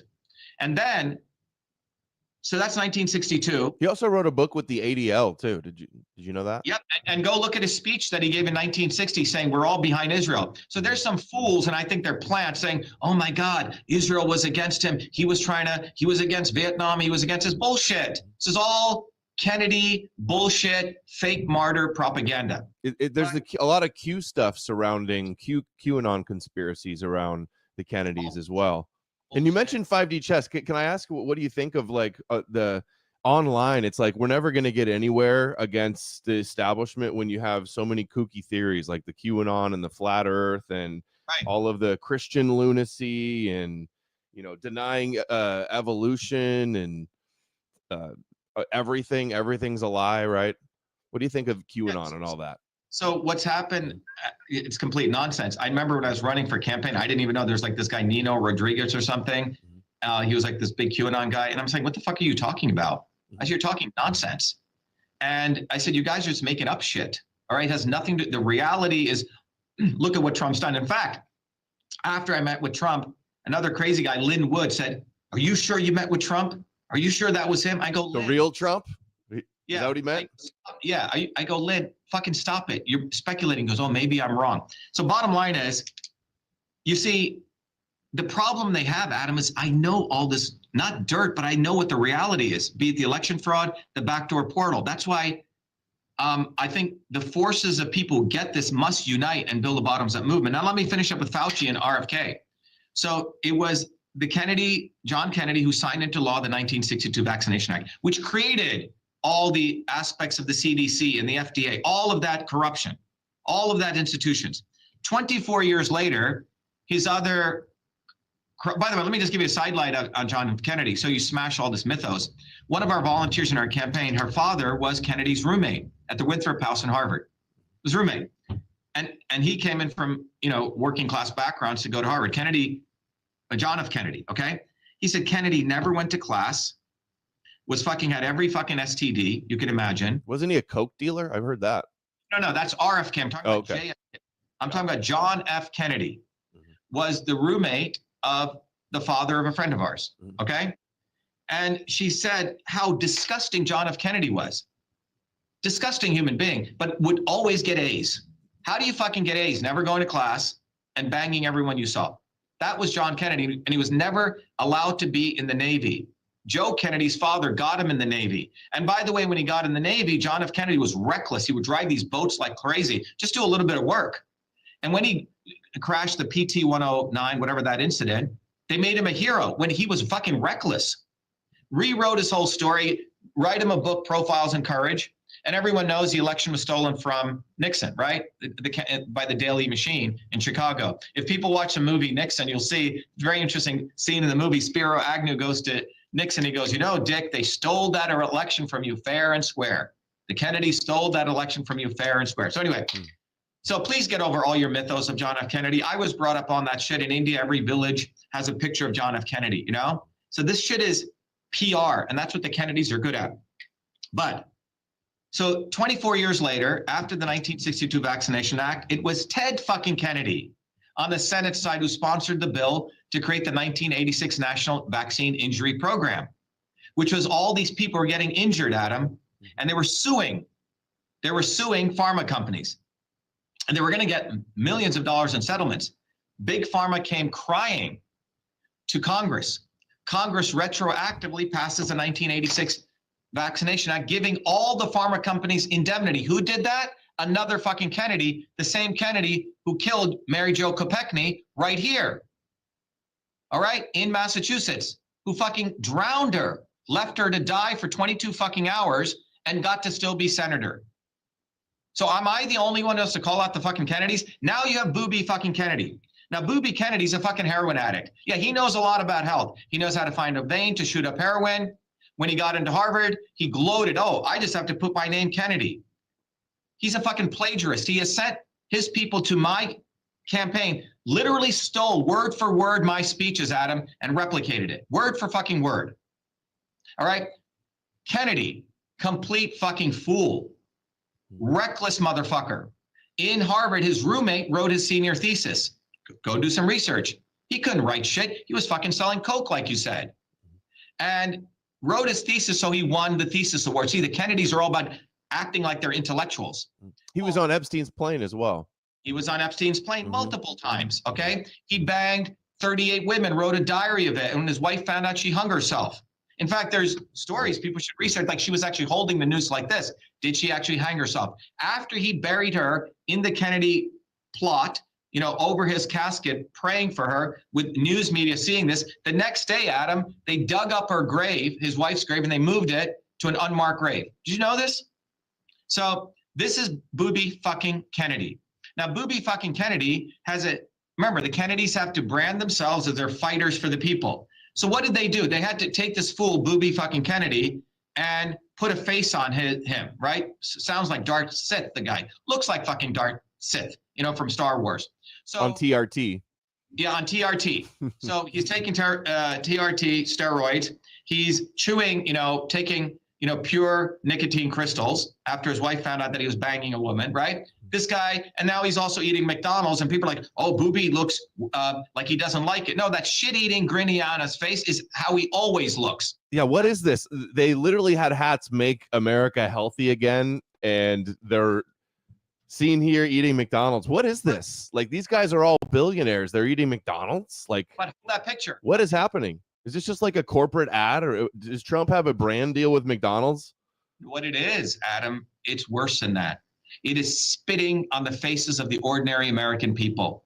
It is saying, you will eat this shit, and we eat it, right? I mean, go to John George's, one of Trump's restaurants in Trump Towers, right? It's all organic food. And then you have this demon, pure demon, right? You just put his face, Mike Johnson, who's the one who wants to equate. He wants to throw people in jail for anti-Semitism. He wants to equate anti-Semitism with anti-Zionism. By the way, he's following the executive order that Trump filed in 2016. So in December 2023, he passed that edict in Congress, which was voted near unanimously. Yeah, with the IHRA and the Department of Education stuff. Yeah, they like solidified Trump's executive order. Right. So you have a Christian fucking Zionist, scroll down. Yeah. To this Rapture End Times fanatic, John Hagee pastor. Right. Then you have this shit-eating brainworms motherfucker and stupid fucking RFK cocksuckers. All these women want to still suck his cock. Oh, he looks unhappy. No, that's how he always looks. That's the ugly fucking face he has because he has no fucking soul, this guy. All right. So what they did for Booby is after he got caught with heroin, right, there's Coca-Cola. Yeah, Coke. And I can do, we can go through every chemical in there. He's going to remove toxins. And the stupid Q people and the stupid magatards, oh, Booby's doing this, right? But what this is spitting in the American people's face who basically can't afford food. So they're telling them, go eat McDonald's. The good food will be for us elites, but yeah, we eat McDonald's. The goy slop. That's what we call it. Exactly. Sometimes. Goy slop. That's what this is. This is an ad to spit on the American people, to the working people of this country. That's what this is. And everyone needs to really look at this picture. It is a big fuck you. And look at this. You have a Christian, ultra-Christian Zionist to supposedly a medical freedom guy who bangs every fucking woman he comes across. And he's right there with a Christian Zionist next to a guy who kills animals for fun, his son, Donald Trump Jr., next to Trump, who's just fucking a fool. He has no friends. I can tell you this. And then you have this other fool who's had so much, both of them have so much fucking plastic surgery. It'd be really interesting to see what Elon Musk really looks like. These guys actually spend probably $2 million, $100,000 to $2 million a month on their fucking health. Did you hear the right before the election, they released some Epstein tapes where he said he was best friends with Trump for 10 years. He said he had a forehead reduction surgery or something to pull, facelift and pull the hairline down. He said Trump had that. Yeah, and then how much surgery has Elon had? Go look at him. He wanted to be on the front of Rolling Stones. Elon Musk, look, I can tell you as an engineer, cannot write any fucking code. Go look at his X.com that he started. Fucking failure. His father had to hire programmers to fix the code. And then Peter Thiel brought the company from him to save his ass. That was PayPal. And then they sold it to Pierre, what's his name? Omidyar. Who was the one who funded the backdoor portal for Twitter. Yeah, the Silicon Valley a big sponsor of ADL also, which is Indian. Is he Indian or Iranian? No, I think he's Iranian. But yeah, Iranian that's right. are Persians who are probably North Indians nowadays. But the point is this. Aryans, sure. I think you should zoom back out at this picture. So when you look at this picture, this is what has occurred. The total consolidation of the swarm. And idiots are thinking Kennedy. So let's get back to Kennedy. So here's Booby fucking Kennedy. He's a heroin addict. And people should go look at this. So they decided they needed to reface him. And we should talk about Joe Rogan too. So they reface Booby fucking Kennedy. And they reface him by saying he's going to be a fighter for the environment. There was a woman, and I went to one of his events in Aspen, okay? There was a woman who actually ran a group called Water Keepers, who was actually trying to get toxins out of the water. So what Kennedys do is they always find real people, bottoms up, doing real good work, and they come in and they hijack their organizations. So Kennedy becomes a front man for Water Keepers, okay? He didn't do any of the work. That was his brand building, Adam, all right? Then when it comes to thimerosal linked to vaccines, Mark Blaxell, one of the biggest pharma guys, who's a pharma consultant who lives in Cambridge next to Bill Weld, is the one who did the original link, which is really not that great of a link, okay? And then brings Kennedy into it. And remember, Kennedy's organization has said, and I put out that video if you saw, you can see it on my tweet feed, quote unquote, he says, I believe in full vaccination of all Americans. Yeah, I saw that clip going around. Okay. And I found that he's had some really extreme left-wing positions as well. On climate. He's completely for climate change and carbon taxation. Okay. So Booby fucking Kennedy doesn't know jack shit about anything. He reads a script. He comes in there, and you can read that. Maybe you want to play people that video right now, Adam. Sure. Yeah. It's 20 seconds. We could play it. Yeah. Play it. Here, let me do this so you can hear it, though. I just got to share my audio real quick for you. Share the audio. Yeah. There you go. I want everyone to listen to this. Yep. Is this? Minister Farrakhan has asked me to address the issue of vaccines and African American and vaccine safety. I want to start out by saying this, and I want to say it emphatically. I am pro-vaccine. I have always been fiercely pro-vaccine. I had all 6 of my children vaccinated, and I believe that we ought to have policies that encourage full vaccination for all Americans. And Mr. Farrakhan is... It's good to play full vaccination of all Americans. So think about that. John F. Kennedy installed the 1962 Vaccination Act. Then the other brother, Ted Kennedy, indemnified all the pharma fucking companies. Yeah. So you cannot sue pharma companies. He seems like the pharma cover-up swamp, and all the MAGA thinks that he's getting put in to save us from the pharmaceutical companies. Yes. So you got to understand, I know these guys, okay? I went to his brother's home in Malibu, right? When he had saw the girl. So I was in this realm, okay? And when in 2019, Adam, I was invited by the National Science Foundation. I'm considered one of the leading guys on the immune system on the science side. NSF invites one speaker every year to one of their centers to give what's called a prestige talk. So I gave in 2019 the talk on the immune system. It was a new theory I have of the immune system. And the fact is that ultimately health is a function of boosting your immune system, okay? And it's far different than just a 2-box model of giving a vaccine to boost up immunity. There's many other subsystems we have, your gut microbiome, all this stuff. Anyway, that was 2019. So when COVID hit, and I was doing many, many protests in 2019 fighting against vaccine mandates, general vaccine mandates. So when COVID hit on January 2020, I was the one who ran the biggest demonstration. My original hometown is New Jersey, in Trenton, New Jersey. And 5,000 mothers showed up. I, as the MIT scientist, said, this is bullshit. We must stop the vaccine mandate bill. Booby Kennedy and this other fool, Del Bigtree, come. Okay? I drove from here with my sound system everywhere. They come with nothing, with their big SUVs. And Booby tells the audience that Dr.SHIVA is going to derail my attempt to stop this bill by negotiating with the Democrats. Who said that again? Who said that? Kennedy. Bigtree. Oh, Kennedy. No, okay. Kennedy. So meanwhile, because I've run demonstrations and I know the power of bottoms-up movements, we scared the shit out of those Congress people and they tabled a bill. That was a big victory for our movement, not Kennedy. Kennedy, obviously, and Bigtree tried to take credit for it later. But the point is, I saw him trying to derail the movement right there in front of my face.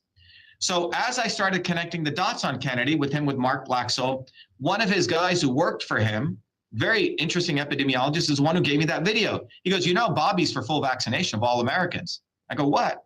And he sent me that video. In that video, if you listen to the whole of it, people say, oh, that's just a small video that Dr.SHIVA picked up. Then this is the triple demon Kennedy. I'm for full vaccination. Then he says, I'm going to create safe vaccines. How are you going to do that? If you listen to the video, I'm going to get the CDC and the FDA to change their ways. Trump was just bragging about the vaccine in Operation Warp Speed today on Twitter, I believe everybody was talking about. Exactly. So the checkmate they're going to do is Booby got safe vaccines done. Pharma is great. Booby gets the Nobel Prize in medicine with whatever, right? So that's the end game, right? We're going to remove a little bit of toxins out here and there. Alex Jones said, Trump's coming out with the vaccine because it's the good vaccine. He wants to get it out to compete with the bad vaccine. That was literally what Alex Jones said. And the reason I will no longer go on Alex Jones's show is he tried to fuck with me, okay? Alex would have me on his show.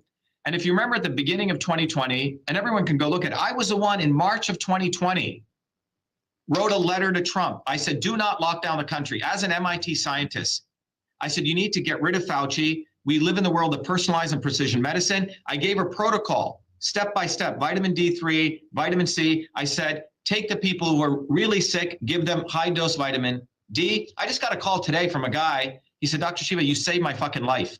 Because you gave me 50,000 IUs of vitamin D3, you told me to take. Anyway, we gave a protocol. We told Trump not to do it. And Marla Maples, at that time, she called me up. Oh, Dr.SHIVA, I love you. Let's do a podcast together. Tiffany and I like you. She delivered that letter personally to Trump. The White House called me, and I said, you got to get rid of fucking Fauci. I said, he's not a scientist. I said, he's full of shit. Trump didn't do anything. Kennedy, in 2020, was saying lockdowns are good. They're going to protect the climate. I'm the only one who came out first, said, don't do lockdowns, fire fucking Fauci. In fact, Adam, with our old school bus there, we collected 128,000 signatures online. And I ran the hashtag Fire Fauci campaign. I saw it on your Wikipedia. Yes, we fucking did that. Rand Paul waited a year to use that to raise money.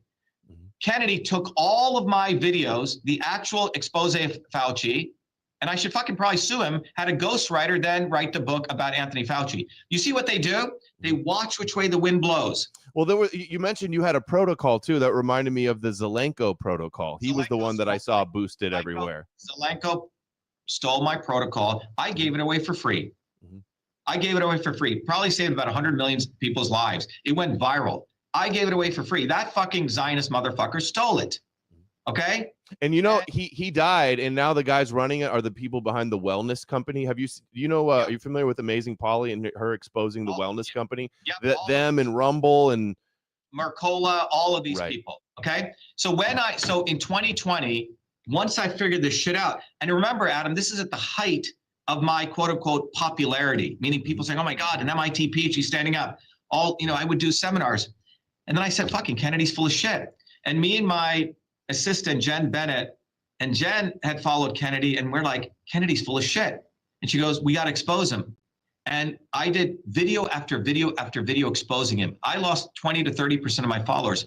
All these women in Scarsdale, these wealthy Zionists who want to suck off Kennedy, want to probably suck his balls off all day long and give him a shitload of money.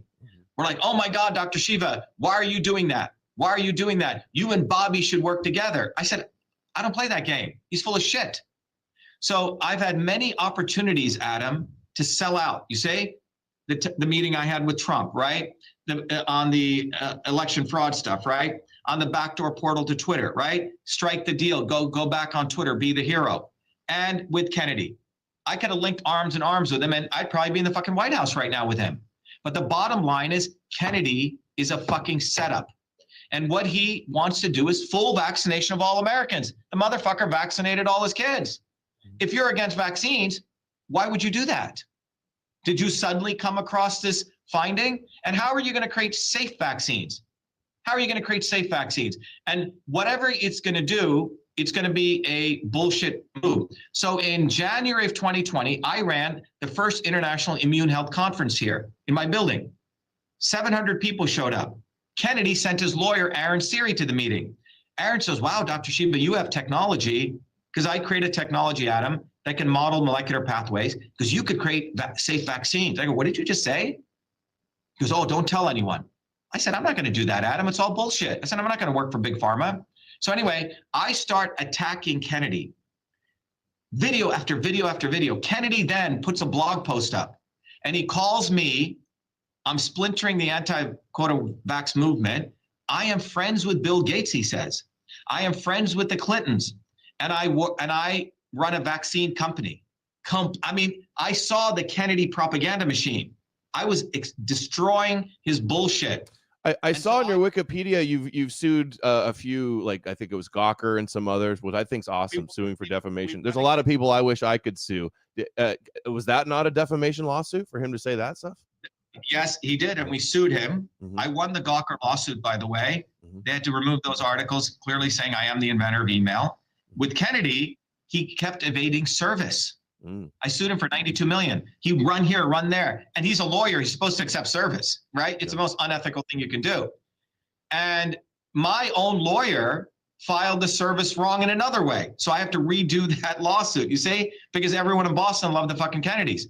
My point is, Booby fucking Kennedy said that that I have a partnership with Bill Gates because I have a tech company that we get 10% off for buying Microsoft Office in bulk. He said, I have a partnership. Yeah, I guess I use PC also in Windows. I guess I'm a Bill Gates agent. So what I'm saying is, you see, Kennedy is he's the most evil. You look at his physiognomy, you look at how he behaves. And I think if you believe in whatever you want to believe in, I think these people, essence reveals it. Okay. What do you think about, he said this on video that the COVID-19 didn't get Jewish people. Jewish people weren't susceptible to it. It could be, different things. But my point is that, you see, he's learning how to troll people now. Okay. That's what he's doing. So he'll say anything to act like he's fighting against the establishment. This was trying to get him to boost his like legitimacy that he's gonna. Exactly. Okay. So what you have going on. This is like throwing a bone to like the conspiracy people online. Exactly. Okay, that's interesting. But the bottom line is, look at his family's legacy. 1962 Vaccination Act, 1986 indemnified Big Pharma. Where is this going? It's going to whitewash Big Pharma. That's what they do.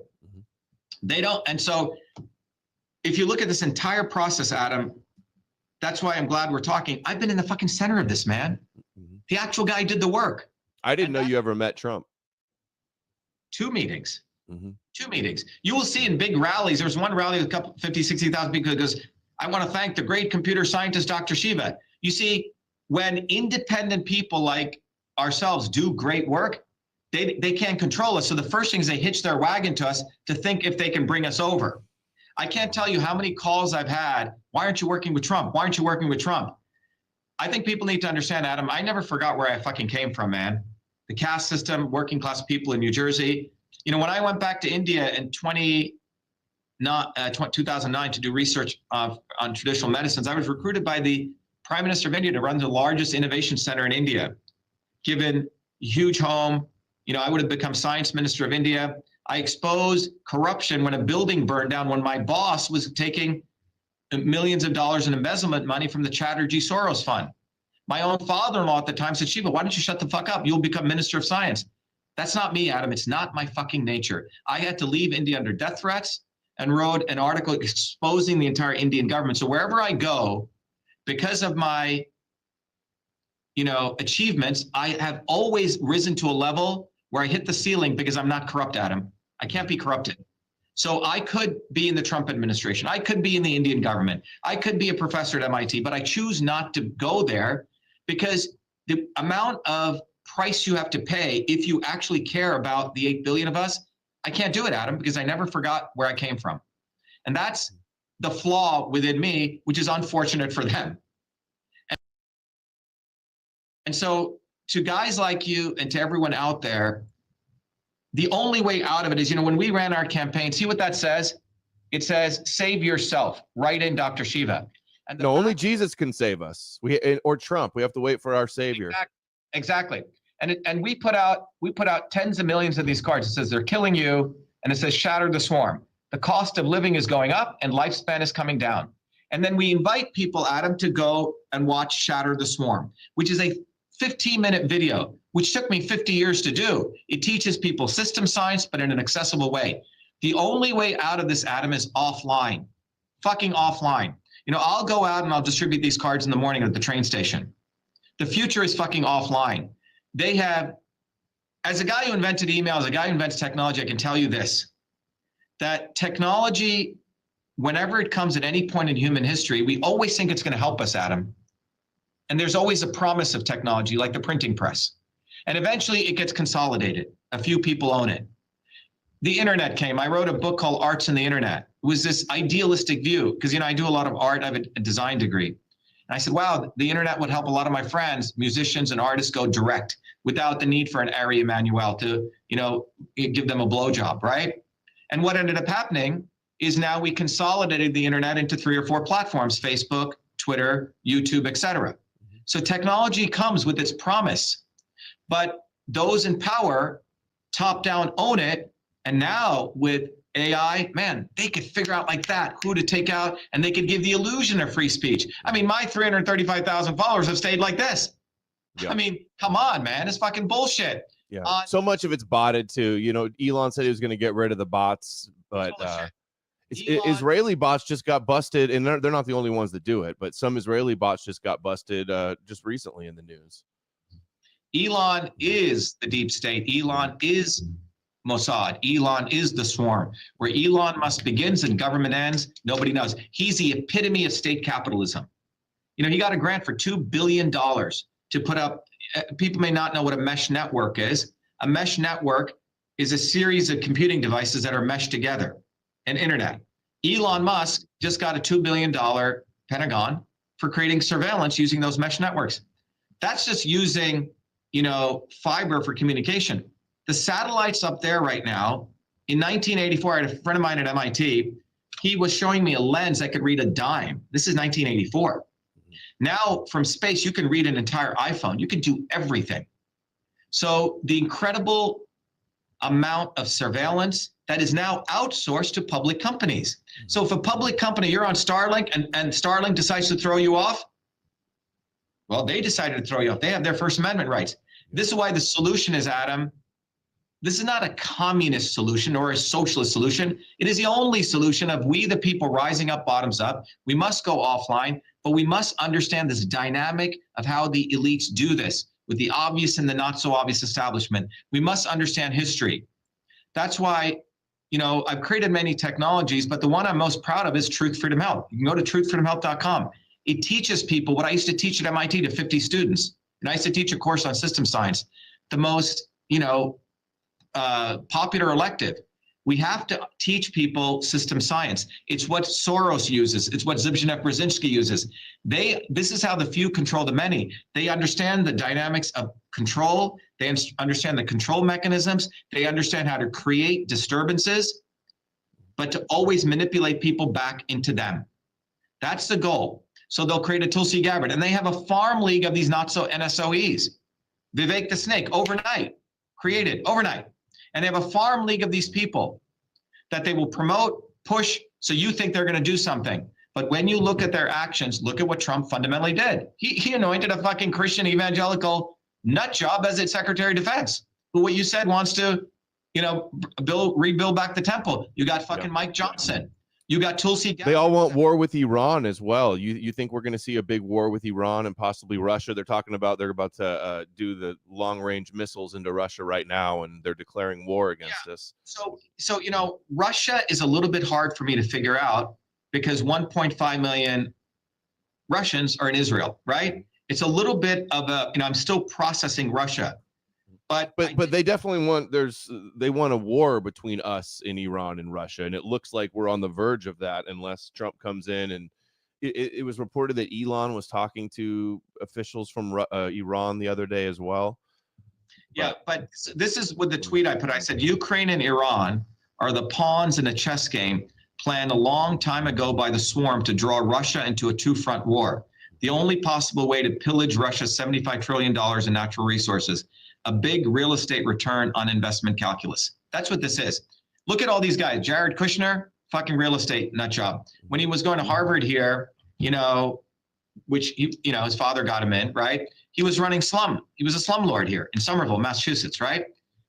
Genocide is another way to get real estate with no money down. That's what this is. Genocide is a way to get real estate with no money down.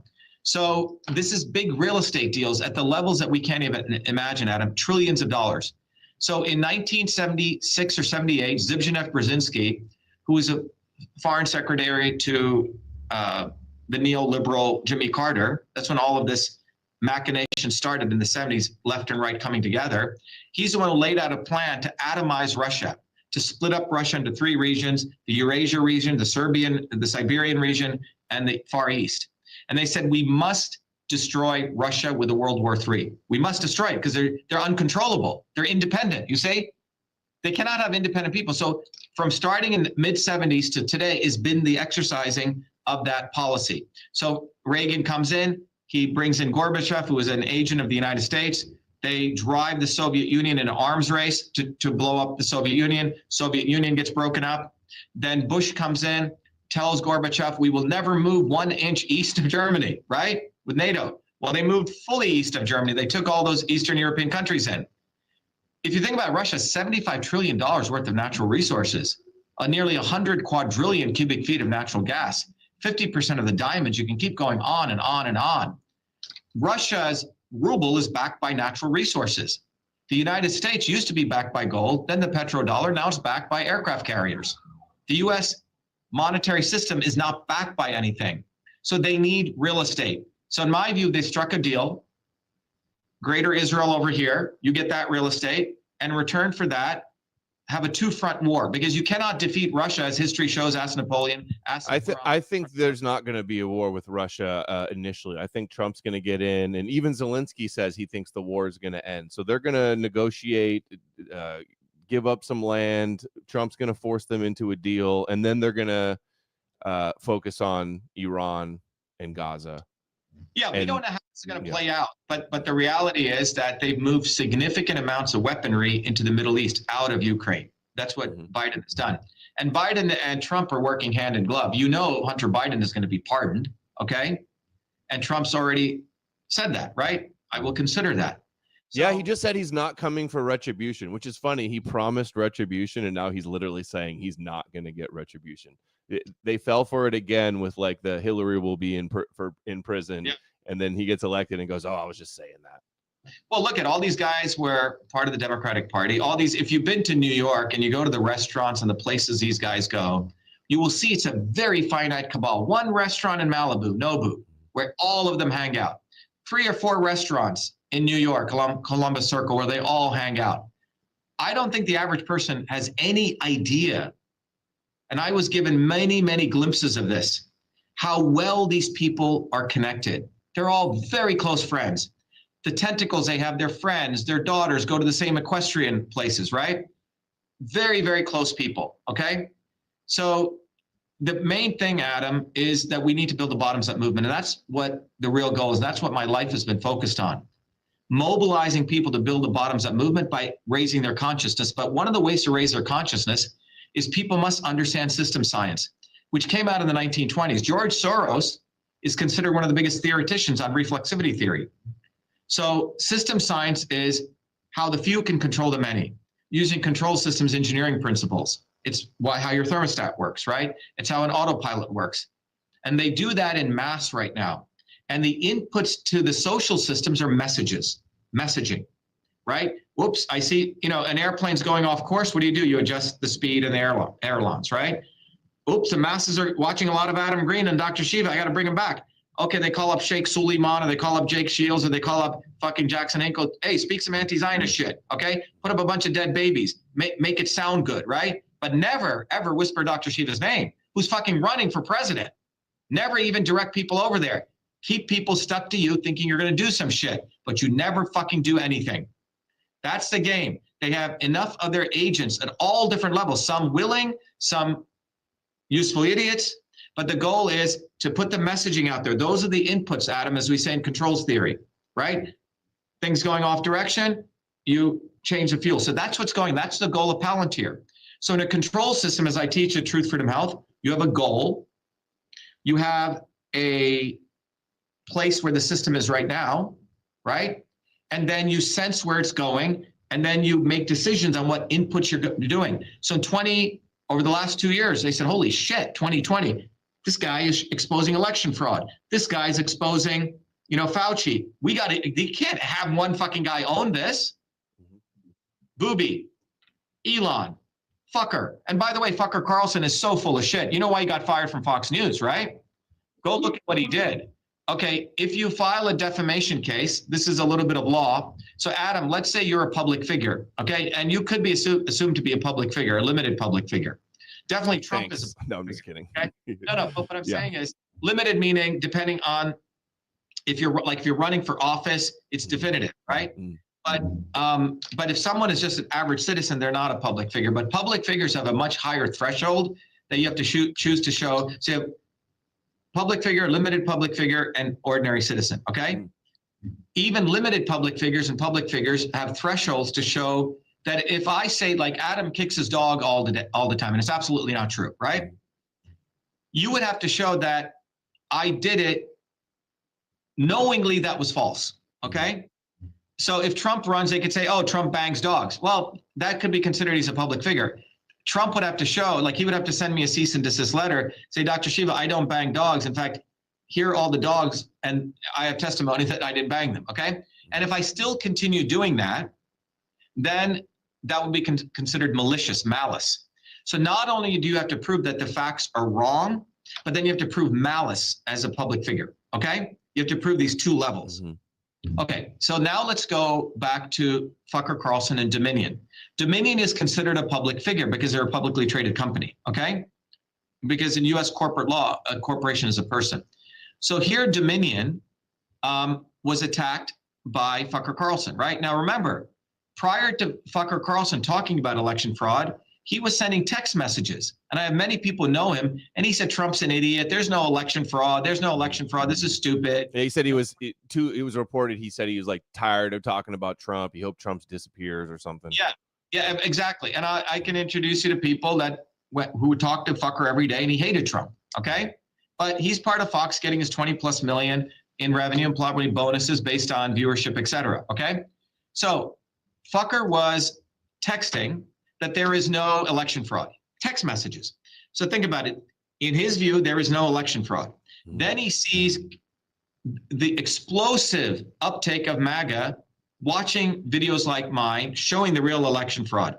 Fox is losing viewers because people are losing credibility in Fox.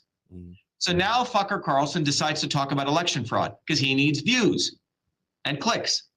So the reason Fucker was fired was because they had those text messages from a legitimate level. Because Dominion, when they sued Fox could have actually won that lawsuit had it not been for Fucker's text messages. Because Dominion has to prove that not only was it wrong, but they knew it was wrong, which is malicious. That's why Fucker was let go. Because what he did was, that makes it malicious, okay? And then he starts talking about UFOs and hanging out with, getting attacked by demons. That was the viral video the other day. Demons attacking him in bed.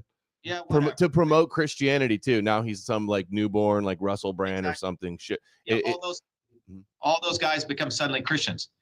So that's what's going on. So I think I've sort of given you guys enough to understand that the reason, we have a movement is because my life journey and history reveals that it is bottoms-up movements, and you have to go offline. So if you're interested in that, and you have to go to Shatter the Swarm. Take 15 minutes with your family. I don't curse in that at all. Watch it. It is scientific understanding made accessible to everyday people. Everyone should watch that. You'll understand the mechanisms. I put a whole free video series together called Get Off the Plantation. After you see that, they're gonna be like, holy fuck, what do I do? Then you have to make the decision, Adam, to get off the plantation. And this is very hard for people because that means there's no more savior. You got to save yourself. That's what I say. Get off the Abrahamic plantation is what I always say. So we're at the same page. So I teach people, now you have to get off the plantation. Now you need tools. And the tools are your neighbors, working people. And so when we ran our campaign, no one thought we would get on the ballot. I'm a naturalized citizen. I'm not supposed to run theoretically. What we did, we got on 13 ballots and nearly every ballot as write-in. In Massachusetts, we defeated that other liberal Zionist fucking scumbag, Jill Stein. Total fucking Zionist, right? She's the one who threw Cynthia McKinney out of the Green Party because McKinney said Israel may have caused 9/11. So you have liberal Zionists, you have the anti-Zionist grifters that you pointed out, which was very good, right? And then you have people who actually are in the midst of seeing this, or building these bottoms-up movements. They're going to cap our views. They're going to cap our clicks, and the future is offline. And you have to build a movement. And these people are lazy. The advantage we have is they're lazy, and they underestimate the power of everyday people. You say the future's offline, but a lot of people would say that it's through the internet is where, like, Trump goes on all these streamers podcasts, right? And the new news is on Twitter. Like, aren't elections kind of being won largely on the internet these days? Well, elections are selections, Adam. Right. That's why you're saying that's my point, is you need to get off the internet because it's controlled. You're never the revolution won't be televised, and it's not going to be on Twitter or the internet. The real revolution. Every time new technologies come, they get much better at consolidating power. Before you had in Massachusetts, there were probably 320 different local newspapers. Okay, one organization called Arabella owns all those newspapers, and they make them look like Patch.com, right? Gateway Media. So all the local newspapers, there's no more paper, very rarely. They're all local news sites, and they're all controlled. Clear Channel, one media company, owns all the airwaves for radio, the billboards. When I wanted to do only the real Indian can defeat fake Indian, we can't do that. This is why I believe, and this is going to sound contrary, but some of these resources must be public resources. Why? Because the First Amendment protects them. If we had public TV stations that you and I could use, and they decided not to give you a chance on there, Adam, you could sue and you would win. But when private companies start owning public infrastructure, this is the end. And when Reagan came into office, he took the Postal Service and he outsourced it to FedEx and DHL. They can open up your fucking mail. They can read all your shit. But if the Postal Service does it, it's a 22-year sentence in prison. So we no longer have any legislative authority to exercise the Bill of Rights as this infrastructure is moved to public companies, private companies. So this is what happened in China. The heads of the party and the heads of the major companies are one. How is this different than Elon Trump? I mean, Elon runs my political future on social media. That's fascism, like the definition of fascism. It is right? fascism. Mm-hmm. There you nail it. It is fascism. So they brand it as socialism and communism. So and you have free market and privatization. Yeah. Exactly. There is no free markets. If there was free markets, then let me debate fucking Elon head on anything technical. Let's have a real free market. My views would be probably 30 million fucking followers. They do not want real genius, us, the people who are infinitely genius, to come up from below. They must anoint their fake heroes. And the final thing I want to let people understand, Adam, is that one of the most phenomenal aspects, in my view, philosophically, of existence is you must go through your hero's journey, right? You're born into this world, you must face struggle, you must overcome them, and then you become a hero with some great message. That is the classic hero's journey. And it may be part of our DNA, part of our epigenetics to go through that. What they have done is they understand the hero's journey, like the work of Joseph Campbell, right? And they have seized the hero's journey and made sure you outsource your future to fake heroes. So they create Trump with this thing, oh my God, I got shot. Wait, let me stand up, right? They have created fake heroes' journeys. So you outsource your own heroism, and this is the deepest attack if you believe in any concept of the soul. It's an attack on the individual, physically, emotionally, but spiritually. You do not go through your own struggle. You don't get out there. You don't fight. You don't go through your lulls and fight. You trust the plan and you wait for Jesus. The white hats are in charge. Exactly. And this is what Hollywood is about. All the Marvel Comics movies are the hero's journey. In the first 3 minutes, you meet the protagonist, you meet his call to action, you meet the fact that the mentor comes, he decides where he's going. This is the hero's journey that they have outsourced. So they don't want you to be a hero. And I'm saying we must be heroes. We must get on the ground. I mean, our movement has about 500,000 people, everyday working people. We have a plumber and an electrician who filed a lawsuit in federal court. That's the future, Adam. We have to fight, and we have to go through and it's not going to be easy. We're going to lose 80% of the time, but through those struggles, we're going to create heroes, and they don't want us to do that. Voting the lesser of two evils and trying to say that you're having W's when Trump's just appointing a bunch of Zionists and serving Israel more than ever isn't going to do it. No way. So that's, to me, the total consolidation. And it's funny, Elon says this is Orwellian. He's fucking Orwellian, right? They're using the words, the level of duplicity is like never before. And Mossad's slogan, everyone must know, is thou shalt do, through deception, thou shalt do war. So it's Mossad is running the United States right now. I used to say, if you want to save the Palestinian people, you have to, it's not ceasefire. Ceasefire is a Zionist created slogan. Ceasefire. Ceasefire has been a slogan that the Zionists have been using.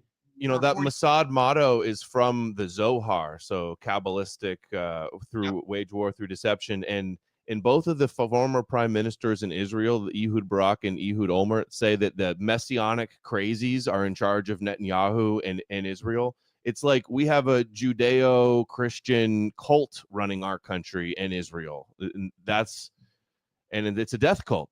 They believe in Armageddon and the rapture and the third temple and messiahs and stuff. And you can add the Hare Krishnas to this. You can add the Brahmins to this. Mm-hmm. Tulsi Gabbard is and the Muslims. Yeah, well, the Hare Krishnas believe that Krishna, the avatar, will come again. You see? And then Muslims think Jesus is going to return to defeat the Antichrist, like the Christians do. So they have the hero's journey, waiting for the savior to come. Exactly. So you are supposed to be the hero. That is, if there's anything you believe in any sense of real natural type of connection to nature, you're supposed to go through your struggle. You're supposed to fight things. You're supposed to struggle. And out of that, you become a human being. They want to deny that to people. That's the real soul-wrenching thing that's taking place right now, Adam. These fucking fake heroes. And they're so blatantly booby fucking Kennedy. I mean, the motherfucker he'd be fucking homeless if he didn't have a Kennedy name. He'd be fucking homeless. Trump would be in the fucking trash. The guy's not a businessman. He's a fake businessman. Yeah. I have a very good friend who was his consultant 8 times. Okay. And he went to meet with Trump one time, and he went to meet with Trump, and Donald said, he goes, I can't believe I'm bankrupt. He goes, Donald, you have $1 billion in assets and you have $2 billion in liabilities. You're a negative billionaire. Okay. Yeah. You have to understand, this guy is a fool. He was $4 billion in debt when the Rothschild bankers and Wilbur Ross bailed him out. And his name on all these buildings, he doesn't own those buildings. He leases out his name. He's a brand. Right. Yeah. So people need to understand these people are fake. Elon Musk is not a technologist. Trump is not a businessman. Tulsi Gabbard is not anti-war. And booby fucking Kennedy wants to fucking vaccinate. He wants full vaccination of all Americans. And Mike Johnson he wants to have Armageddon. Okay. And the 70 million Christian Zionists are not Jewish, they're Christian Zionists. Okay. And Christ would have whipped all these people. If you go through this story of Christ, the people who hung him were the Zionists, the Sadducees and the Pharisees. Okay. So whatever you want to look at rationally, critical thinking is what's gone, Adam. I mean, one of these grifters, right after October 7th, Jake Shields, called, I had a conversation with him. Jake didn't even know the difference between Zionism and Judaism. And then he put fucking Fuentes on. What is the difference between Zionism and Judaism? It's a good question. Let's talk about it. Mm-hmm. So at one level, there is no difference. Okay. If you look at the Talmud religiously, the other issues there are. In the Torah. I'd say Zionism is just Judaism, Torah Judaism, like political action. Right. Or even just like the belief of the God of Zion is how I define it also. Right. So what I'm saying is, like, you could call Indians Hindus, right? Mm-hmm. Broadly, right? Mm-hmm. Then you have the Brahmin Hindus who believe in the caste system, and then you have devout Hindus, okay? Like people who actually practice Hinduism. But you could call broadly Indians as Hindus. You see what I'm saying? So I think it's very important to attack these people with Zionism. So people like Fuentes and these people do not conflate them, and they take it to another realm. You see? Because politically, the word Zionism gives us an opportunity to expose the political aspects of how not only Zionism, broadly Zionism, Brahmanism, right? These political ideologies. And if it wasn't Zionism, Adam, it would be something else, okay? Because you take these religious texts and then you take pieces of them, whatever it is, and then you justify some political ideology. Ultimately, I'll define what Zionism is. To me, Zionism is racism in the service of imperialism. Same with Brahmanism. So I look at things from a capital standpoint, okay? Money and the development of society. You have a bunch of people. You need toilets cleaned. You need stuff done for cheap labor, right? How do you brainwash people to accept their lot in life? They're born into a world, and then you have to make them accept that, oh, you have to clean toilets the rest of your life, right? Or it's good that you're a goyim, right? How do you make them accept that? You must create a political ideology that makes those people think that they are inferior, that they are less. That's what Zionism is. I mean, the guy who created Zionism was an atheist, right? Theodore Herzl. Well, I wouldn't the modern Zionist movement, he was one of the guys that led it. But Zionism, the idea of like returning to the Holy Land, that's long predated the 1800s. Rabbis have been wanting to return to the Holy Land, and they pray next year in Jerusalem and to rebuild the temple and have their Messiah and their prophecies. Since the temple was destroyed, they basically were trying to, with Bar Kokhba, they were trying to go back, and there was a Zionist movement. Zabbatai Zevi in the 1600s was a Zionist movement. So I don't think he invented Zionism. Well, what I'm saying is, Mhm. well, he's the one who came up with the term Zionism, right? He promoted it, and he formalized it into a structure. He got it funding by the biggest racists in the world, like Cecil Rhodes, who was butchering Africans. He funded it as a movement. I agree with you. There were these other things, but he formalized it into a structure, an organizational structure. And he was fueled by, things like Anti-Semitism. That was his big Right. use to get the state of Israel. So Zionists need anti-Semitism. They definitely need anti-Semitism to fuel Zionism, right? They need to have Jews being attacked because that's their foray into why people need to be Zionists and go back to Israel. So but this is I get your point about using Zionists instead of, I think Zionism and Judaism are very closely related, essentially the same thing. There would be no Zionism without Judaism, but I get your point and people's points. You don't want to blame all Jew, every Jew, like Christians do, and say they're cursed by God and they killed Jesus. Let me give you a very specific example of modern times. If you go look at, Hitler was funded by a lot of the imperialists, okay? We should probably have a larger conversation on this, Adam. We could do it part 2. I don't want to diminish it, but I think we should have a conversation on what was going on in Russia, what happened in World War II. Look, I have a friend of mine. He's a Jewish professor. He said something interesting. He goes, Shiva, I don't practice Judaism, but I'll tell you this. Like when it comes to Zionism, he goes, it's black and white. If you're a human being, you have to completely expose Zionism for what it is. It's anti-human. And he goes, it's like a black and white line, So you have a whole bunch of Jews who are born Jews. They don't even practice Judaism. They could be atheists. They're called Jews, right? Because they grew up in a Jewish family, right? There could be anti-Zionist Jews, and that most Zionists are Christians in the world. I'm trying to say. In fact, the entire royal family of Saudi Arabia is Zionist. You could talk about if you take whatever the X% of Brahmins in India, maybe 100 million Brahmins are Zionists, right? The people who control the media in India are Brahmins. In fact, a lot of Brahmins now are in the New York Times and major media in the United States. I see it. Hold on, sorry. I see it all boiled down to Zionism is just like Torah and prophecy, like the God of Israel and prophecy. If you believe if prophecy's real, in my mind, I see you as a Zionist.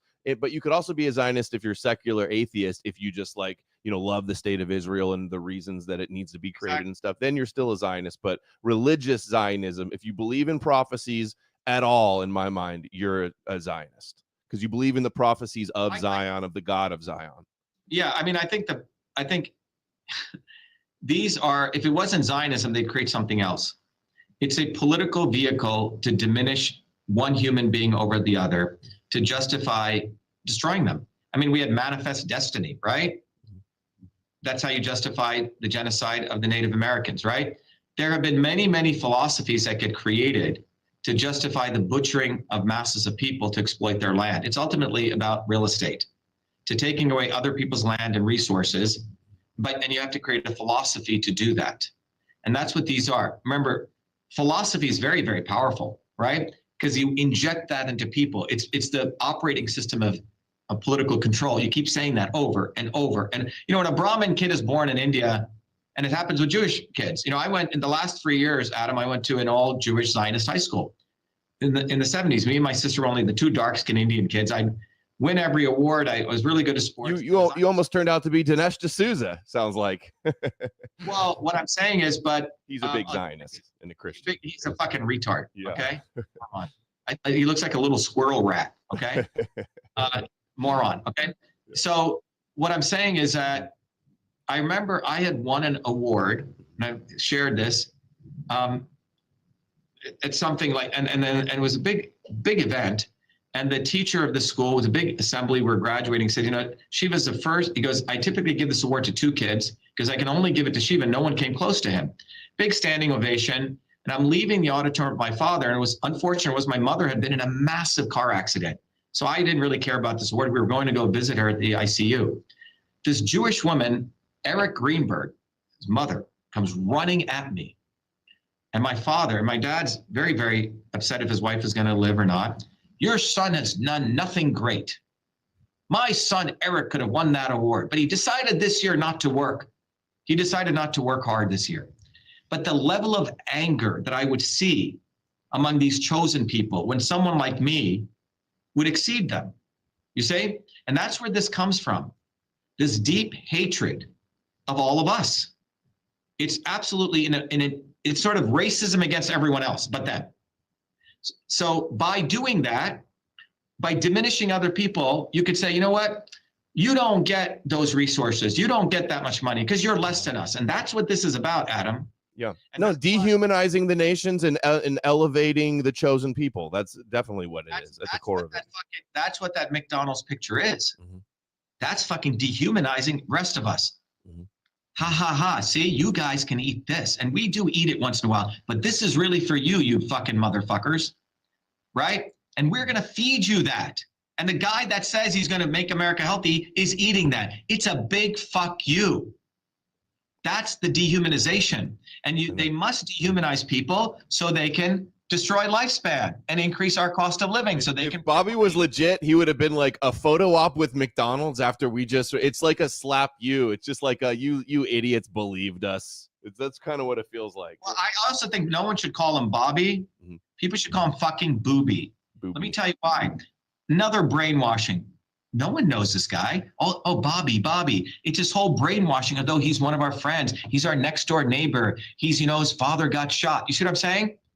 They have come up with very powerful words, engrams to fuck with us. That's why I use these curse words and they come out naturally. I can't explain it because my hatred towards them. And you must give the most disrespect to these people. You must call him Booby fucking Kennedy. You must call him fucker Carlson because you're breaking your own neural networks of abuse.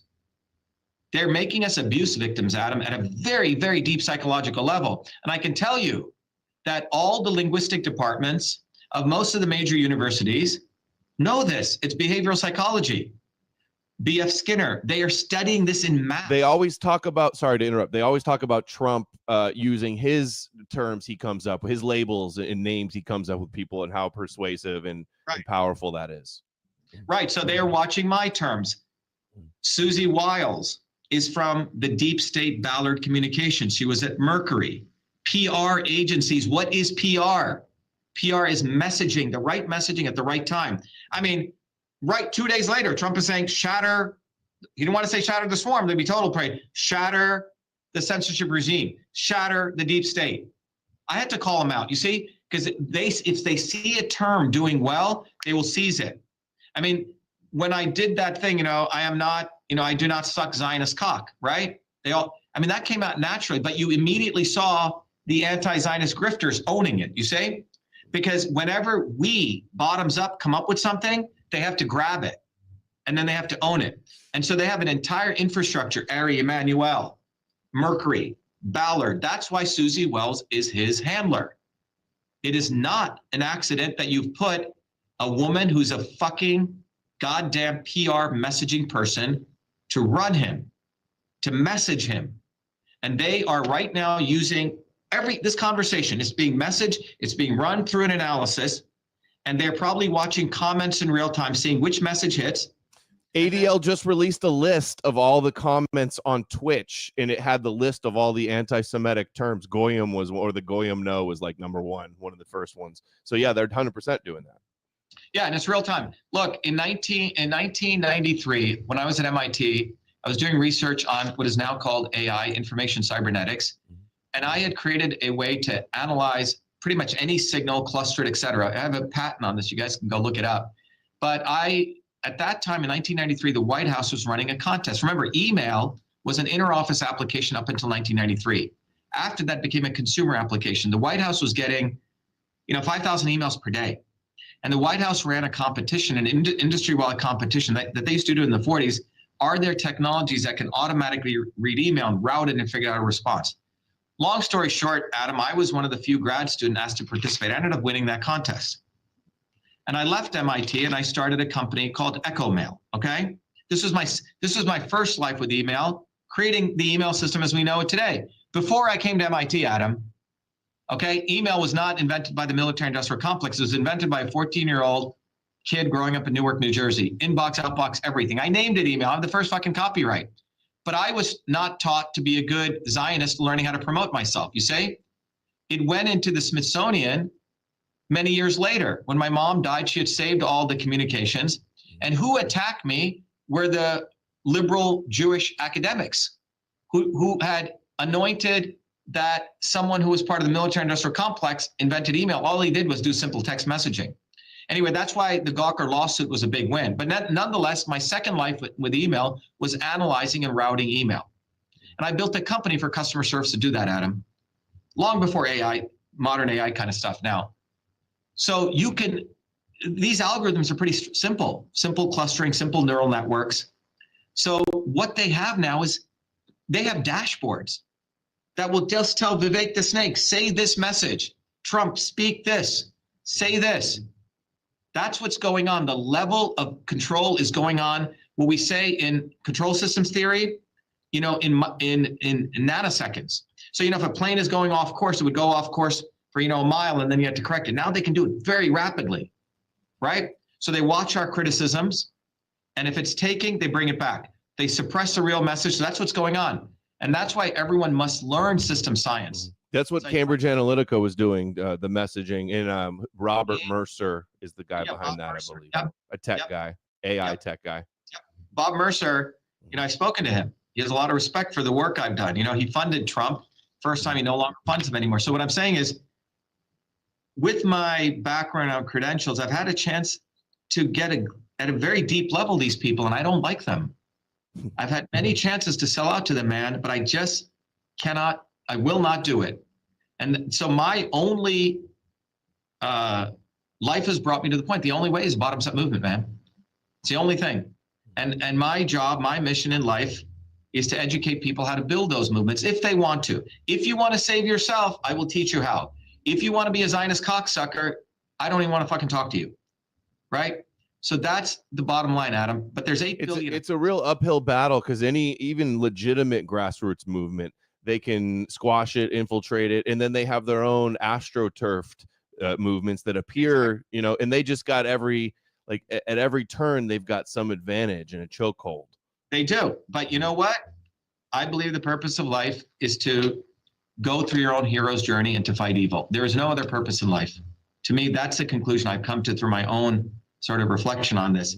And if you look at it, what is, Booby fucking Kennedy, make America hopeless again, helpless, whatever that nonsense he's got? What is, now I'm going to put on my hat as a scientist, as someone who's been in the field of health since 1978, when I did research on why babies were dying in their sleep. What is the number one reason, the number one key driver into causing lifespan? What is the number one driver? Diet? Nope. Where you're born? Toxins? Getting closer. Chemicals? No. Income inequality. Oh. Okay? Stress. Let me tell you that when you really study the body, and I write papers every day in science. My work is in systems biology. That's what my PhD is in. And I'm considered one of the leaders in this field of systems biology. So you believe in evolution? Well, the data points to that. Yeah.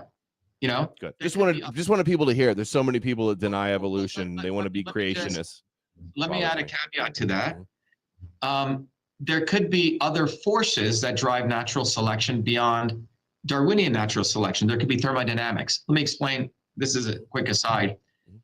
So, for example, epigenetics too. I've heard that epigenetics. Yeah, also. yeah. So that's there's a law also. Some scientists law that does it as well. Here's the bottom line. The universe is so. If natural selection was fully the governing factor, we could have potentially 10 eyes around ours. We don't. We have 2 eyes. Okay. A sunflower is round, right? It's not square. So natural selection, which is a competitive forces, could be one factor. But that doesn't mean there's not other forces driving evolution. Like, for example, thermodynamic theory, right? So it may be advantageous to have eyes all around our head, right? Because you can see an enemy coming, but it may be thermodynamically infeasible it may be easier to have sagittal symmetry, you see? So there are other things. What I'm saying is, so the evolution, the nature of things evolving could be affected by not only pure Darwinian natural selection, but also thermodynamics, right? Some physical parameters. That's what I'm trying to say, okay? Planets are round, right? They're not like jagged and shit, right? So anyway, but what was I talking about before I went there? forget what I was, so what I was saying is that about health, the number one reason is that you have people who eat shit, they do this, you know, they smoke, but they're happy. They have friendships, they have community. The number one reason people live long, the biggest centenarian cultures, are because of community, friendships, close bonds, lack of stress. Stress. When you get stressed, man, you have no idea what it does to you. Genes turn on. You have what's called the HPA axis, hypothalamus, pituitary, adrenals. So when you are stressed out, you get ulcers. Your adrenal glands are enlarge, and you have all sorts of things that take place in your body. Stress. So you could eat. You ever see people eating vegan food? They're eating everything perfect, but they're fucking stressed out. You see it in their face. Okay, stress is the number one killer of human beings. What is the number one reason that causes stress? Financial woes, stresses by what's caused by financial conditions. A mother who's got 2 kids, her husband leaves her, whatever, right? Or a guy loses his job. He's got to, no one, so the elites don't want to talk about income inequality. Why does Booby fucking Kennedy want to talk about it? He'll talk about drinking green juice, toxins. Now look, I've studied both. I have a certification we do for clean food. We have system stuff. All of that I support. But if you look at it from a Pareto analysis, no one wants to talk about income inequality. If you look at all the low income neighborhoods and you look at lifespan, it's an order of 30 to 40% less. If you have $300,000 in assets, you're going to live, 70% chance you're going to live greater than the age of 65, okay? No one wants to talk about the massive income inequality that these fucking clowns have created. When did Elon Trump get his 200 billion? It was during COVID. 600 billionaires increased their wealth by $2.3 trillion in the midst of COVID. All of these guys, explosive concentration of wealth. They print money, and they send it over to Wall Street. They pump it to Wall Street. And then what happens for the rest of us? Inflation occurs, cost of living goes up. So this is a scam that's taking place. So they must need money, infinite amounts of, must have the ability to print money in order to do this. Well, how do you print money? You have to be the reserve currency. How do you be the reserve currency? You have to have a war machine. This is at the heart of what we're getting to. The United States economy is not backed by gold, not backed by petroleum. It's backed by aircraft carriers in Israel, by being a war machine. So all the latest economic theory is called modern monetary theory, which tells American leaders to print money, print money, print money. Trump printed 8 trillion in one term. Obama took him 2 terms. So why can they print money? Because the US can go bully people. You will use our currency. And that's the essence of all of this.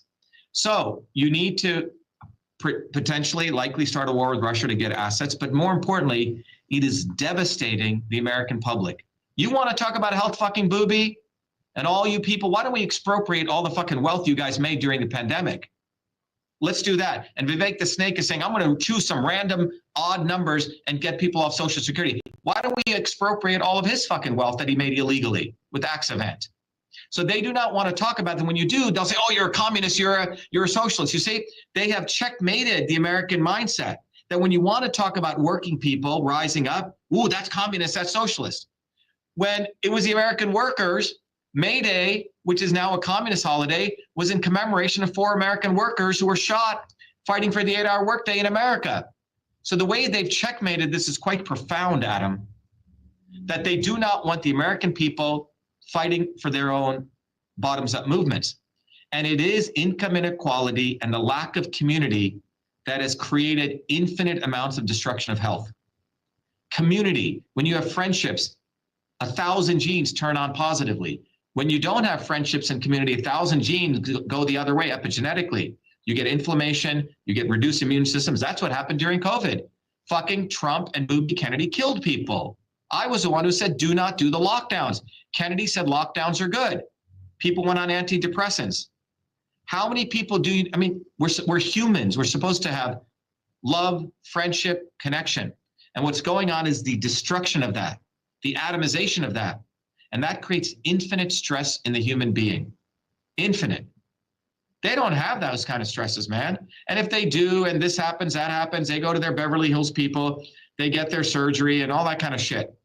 But average people in the United States, when you affect stress, you affect your fat metabolism, you affect your immune system. You know, many years ago, when I used to go to a lot of the conferences on cancer or aging, they were different conferences. All of the conferences are now in the immune system. The immune system is a key to advancement of every disease. What affects the immune system? Stress. What affects stress? High cortisol levels. You're constantly under fight or fear. That's what the average American is. I mean, look at the fucking numbers, man.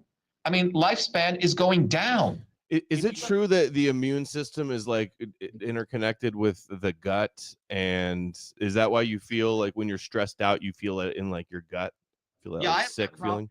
I've done about 50 videos during COVID. I explained to people.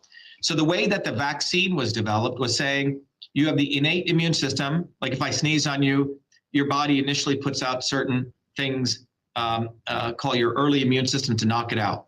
And then 72 hours later, if it doesn't knock it out, your adaptive immune system kicks in and it creates antibodies. That's a 2-box model of the immune system. Adam, do you know where that comes from? 1912. That's the base of vaccines. My research shows there's many other things. The gut microbiome. We have 380 trillion bacteria and other microbiome. We have the vagus nerve, which connects the gut to the brain. And then we have the interferon system. So those videos are what I did. I said, you got to fucking boost the immune system, stupid Trump. And that's why I came up with that protocol. Okay. So everything we can do is about boosting the immune system and creating resilience. And that has nothing to do with removing fluoride or this. I'm not saying don't take toxins out, but that's relatively minuscule compared to stress. You stress out someone, their hair can turn gray overnight, literally. Okay. They can, come back with all sorts of diseases in their body. Stress, stress, stress. And that's what these motherfuckers are doing to the American people. Stress. Who creates the stress? They do. The fucking Zionists and the swarm. You want to make the world healthy again? Destroy the swarm. You're gonna have all right. Well, we're 2.5 hours. I think I told you we'd go 1 hour and 15, but it flew by so fast, and it was interesting to get your perspective on all of this and hear about your history. I wasn't aware of all of that election stuff, and you've really been out there. You really are a force. Wasn't joking when I said that, but well, Adam, I think it's very important people who understand these dynamics, really understand them, come together and build this movement. Now, the thing is, I've built that infrastructure for people, the educational, the knowledge, the community. So as I sign off, it would be wrong if I didn't share that with people. Everyone should go to shattertheswarm.com. Watch the video with your family. Then, I put together a series of lectures. It's called Get Off the Plantation. And go do that. It's free. And I want you guys to do that because you will understand. If you don't understand the dynamics of how they manipulate us. And then every Thursdays, Adam, it's a long day for me. It's almost a 20-hour day. We have people all over Europe. We have leaders now who have emerged, all bottoms up. People who go through it and they learn, be it in the Netherlands, be it in Asia, be it in the United States. And these people are working, people work full time, but they go to their neighborhoods and they're educating people on the systems dynamics. So we're taking MIT knowledge and we're bringing it to the masses, you say? So people get the theoretical training, but then not to just be nerds, go out and hand out these cards. Talk to your neighbors, explain to them that they print money. That's how your cost of living is going up. And explain to them that creates stress in your body. That's why lifespan's going down. And no one food, no drinking green juices, no doing, Pavan Muktasana or the Shavasana posture, with, paying fucking $200 for you. We can do that, and I can talk all day because I almost joked if you were a guru and you had a meditation plan to reduce stress. Well, I'll give it away to people. Take 15 minutes before you go to bed. Observe your natural breath. There, done. Okay. And by the way, in the ancient guru teachings of meditation, you know what they would do? The masters would never teach you any of this shit unless you were a good human being. They would teach you, were you an ethical human being? Would you work hard? Would you be disciplined? And then after that, then they would say, by the way, 5 seconds, I'll teach you meditation. Yoga and meditation was the end of the process. The beginning was, were you a good human being? Now it's all fucking flipped. All these new age people, I can do this stand, that stand. So I'm saying I've been trained in all of this, but my studies show me that if you want great health, you must shatter the swarm. They do not want us living long. They want to live long. They want to create it into a technocratic society with about 500 million people maybe, and machines running it. That's where this is headed. They hate you. Yeah. They do not like humanity. And so this is really, if you want to talk about evolution, this is what the evolution is. Will human beings win, righteous human beings who care about humanity, or will fucking slobs like Elon Musk and Vivek the Snake or Trump or Booby fucking Kennedy or Joe Biden, will that creature win? In some ways, it is evolutionary, Adam. Who will win this battle? Which animal will win? Their epigenetics or our epigenetics? So in some ways, it is a war. In some ways, it is survival of the fittest. That's what this is about. Wow. Thank you, Dr. Shiva. Is very interesting to hear your take on the whole situation going down. Chat seemed to enjoy it. I got to wrap it up here, guys. Sorry, I'm not going to be able to read all these. Thank you, John Garadas, Liam, and Pulse Mend. Apologize for not getting to those, but I got to wrap it up. Getting text from the wife, and we'll have to do it again sometime. We'll see how the Trump, when he gets into office and the Trump term is shaping up. It'd be cool to talk again and get some more of your thoughts.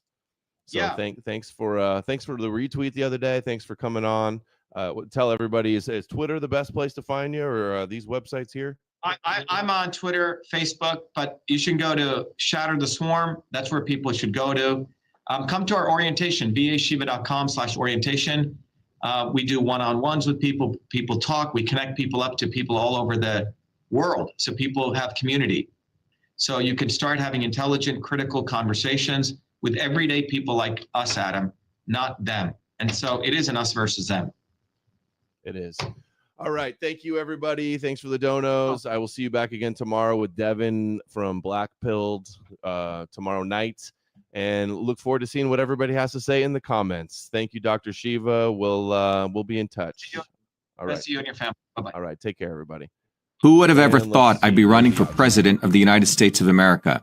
I was born a low-caste untouchable in India's caste system, a system of aristocracy, oppression, and racism.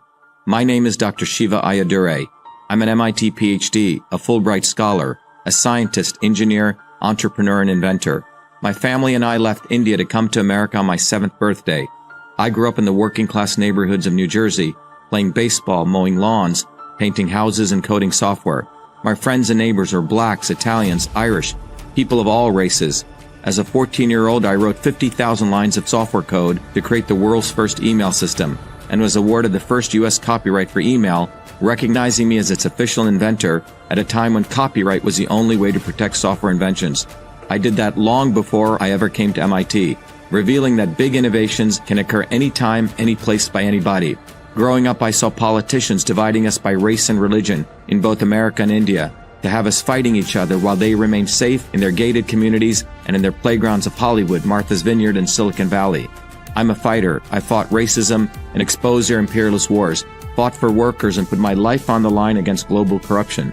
I never wanted to run for political office. All that changed when I saw working Americans as never before being duped by the establishment and the not-so-obvious establishment. Across left and right, we were being sold out and made to forget why we came to America and why America existed. Lawyers, academics, billionaires, celebrities, and politicians, elites, Clintons, Kennedys, Bidens, Obamas, Bushes, black and white, have hijacked America. They printed trillions for their friends. They delivered crumbling infrastructure, corruption, and racism.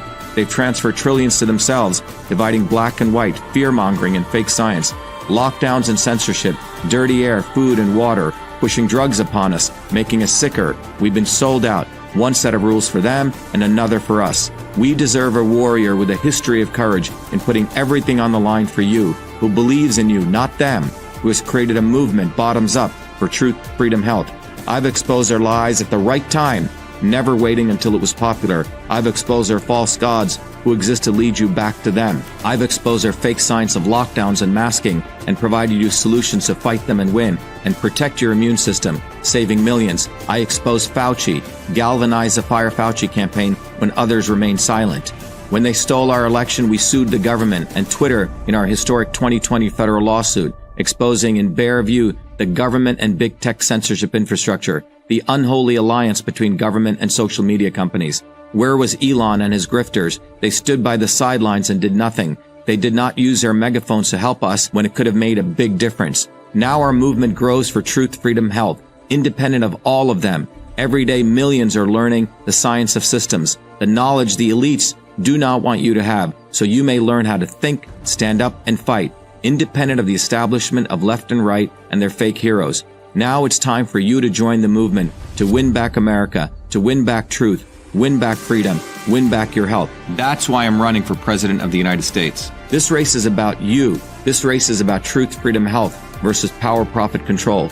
We've had enough. They think we'll fall in line and vote again for their lawyers, celebrities, billionaires, and chosen ones from above. We choose our heroes from below, from the rank and file, who do what is right at the right time, not when it's convenient and popular. They can never represent us. What America needs is a movement by the working people, for the working people, who are educated, organized, decentralized, and fight for independence from their systems of control. And that movement exists. It's ready for you. We don't need them. We need us to go bottoms up, neighbor to neighbor. My journey, your journey are all the same. It's our time. It's time we had one of us. It's time to win back truth, freedom, health, to win back America. Be part of this historic movement all the way to our victory on November 5th, 2024. If you're an American citizen, pledge your vote now for Dr. Shiva Ayyadurai, the independent candidate for U.S. President. No matter where you live, you can be a part of this. Volunteer as little as 20 minutes a day. Don't delay. This is Dr. Shiva Ayyadurai, and I approve this message, paid for by Dr. Shiva for President.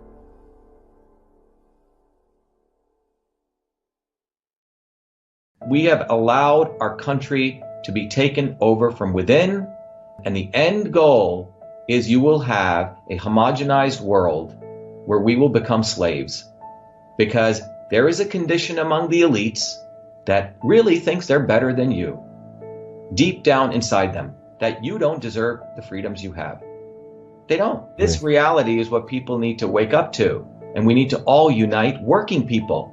There's only one movement that can do that, and that is the movement that we started creating here in Massachusetts, the movement for truth, freedom, and health. Look, I've been a student of politics since I was a 4-year-old kid, studying revolutionary movements, left wing, right wing. There's a physics, there's a nuclear science to destroying the establishment. To build a bridge, you need to understand Newton's equation. You need to understand the laws of gravity. You need to understand Poisson's ratio. There is a way to build a revolution. And that's why I put this together. My goal is to train an army of truth, freedom, and health leaders. We don't need followers like social media. We need leaders, but they need training because the educational system does not teach them history, nothing. So in 3 hours, that's what I've started doing. That's the solution. We got to train people. First, with understanding what a system is, the dynamics of all systems that affect nature. The second is understanding the interconnection between truth, freedom, and health. Freedom is the ability to move freely, communicate freely, talk freely. Without freedom, you cannot convert ideas, hypothesis into truth, which is science. And without freedom, you can't really get to truth. And without truth, you make up fake problems and fake solutions, which means you destroy our health. And without health, which is the infrastructure of us and our body, you can't fight for freedom. Truth, freedom, health. Third concept is it has to be bottoms up. Working people, people who work uniting.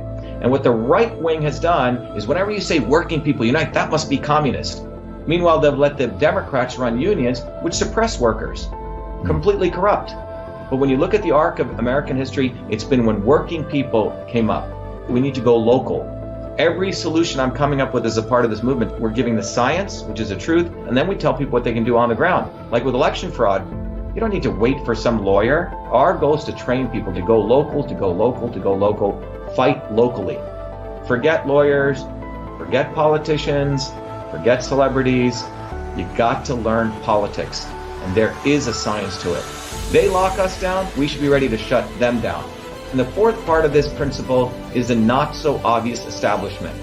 So when you look at a system, there's always something that disturbs you from getting to your goal. Well, the biggest disturbance is the not so obvious establishment, which are those people who claim they're for you, on the left and the right.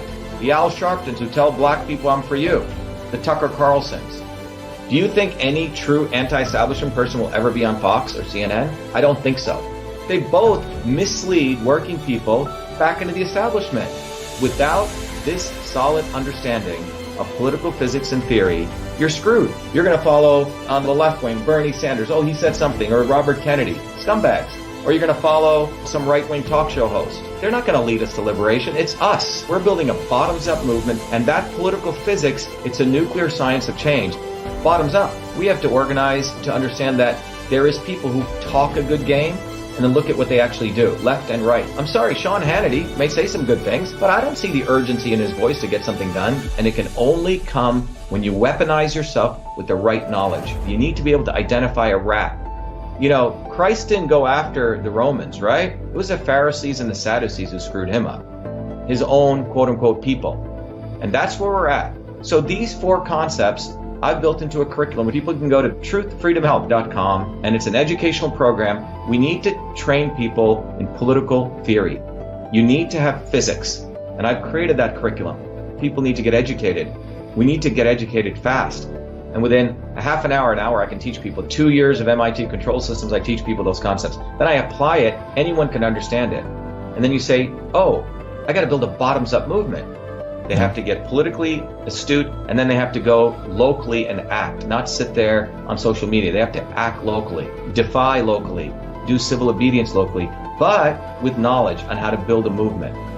Now, the Senate campaign's expanded to the Movement for Truth, Freedom, and Health, and they can find it on truthfreedomhelp.com, so people can sign in. They can get access to a bunch of videos. If they want to take a course and become a Truth, Freedom, Health leader, I offer a full scholarship there, but we want people to make a commitment that they'll study, that they'll get certified, that they'll go do activities on the ground.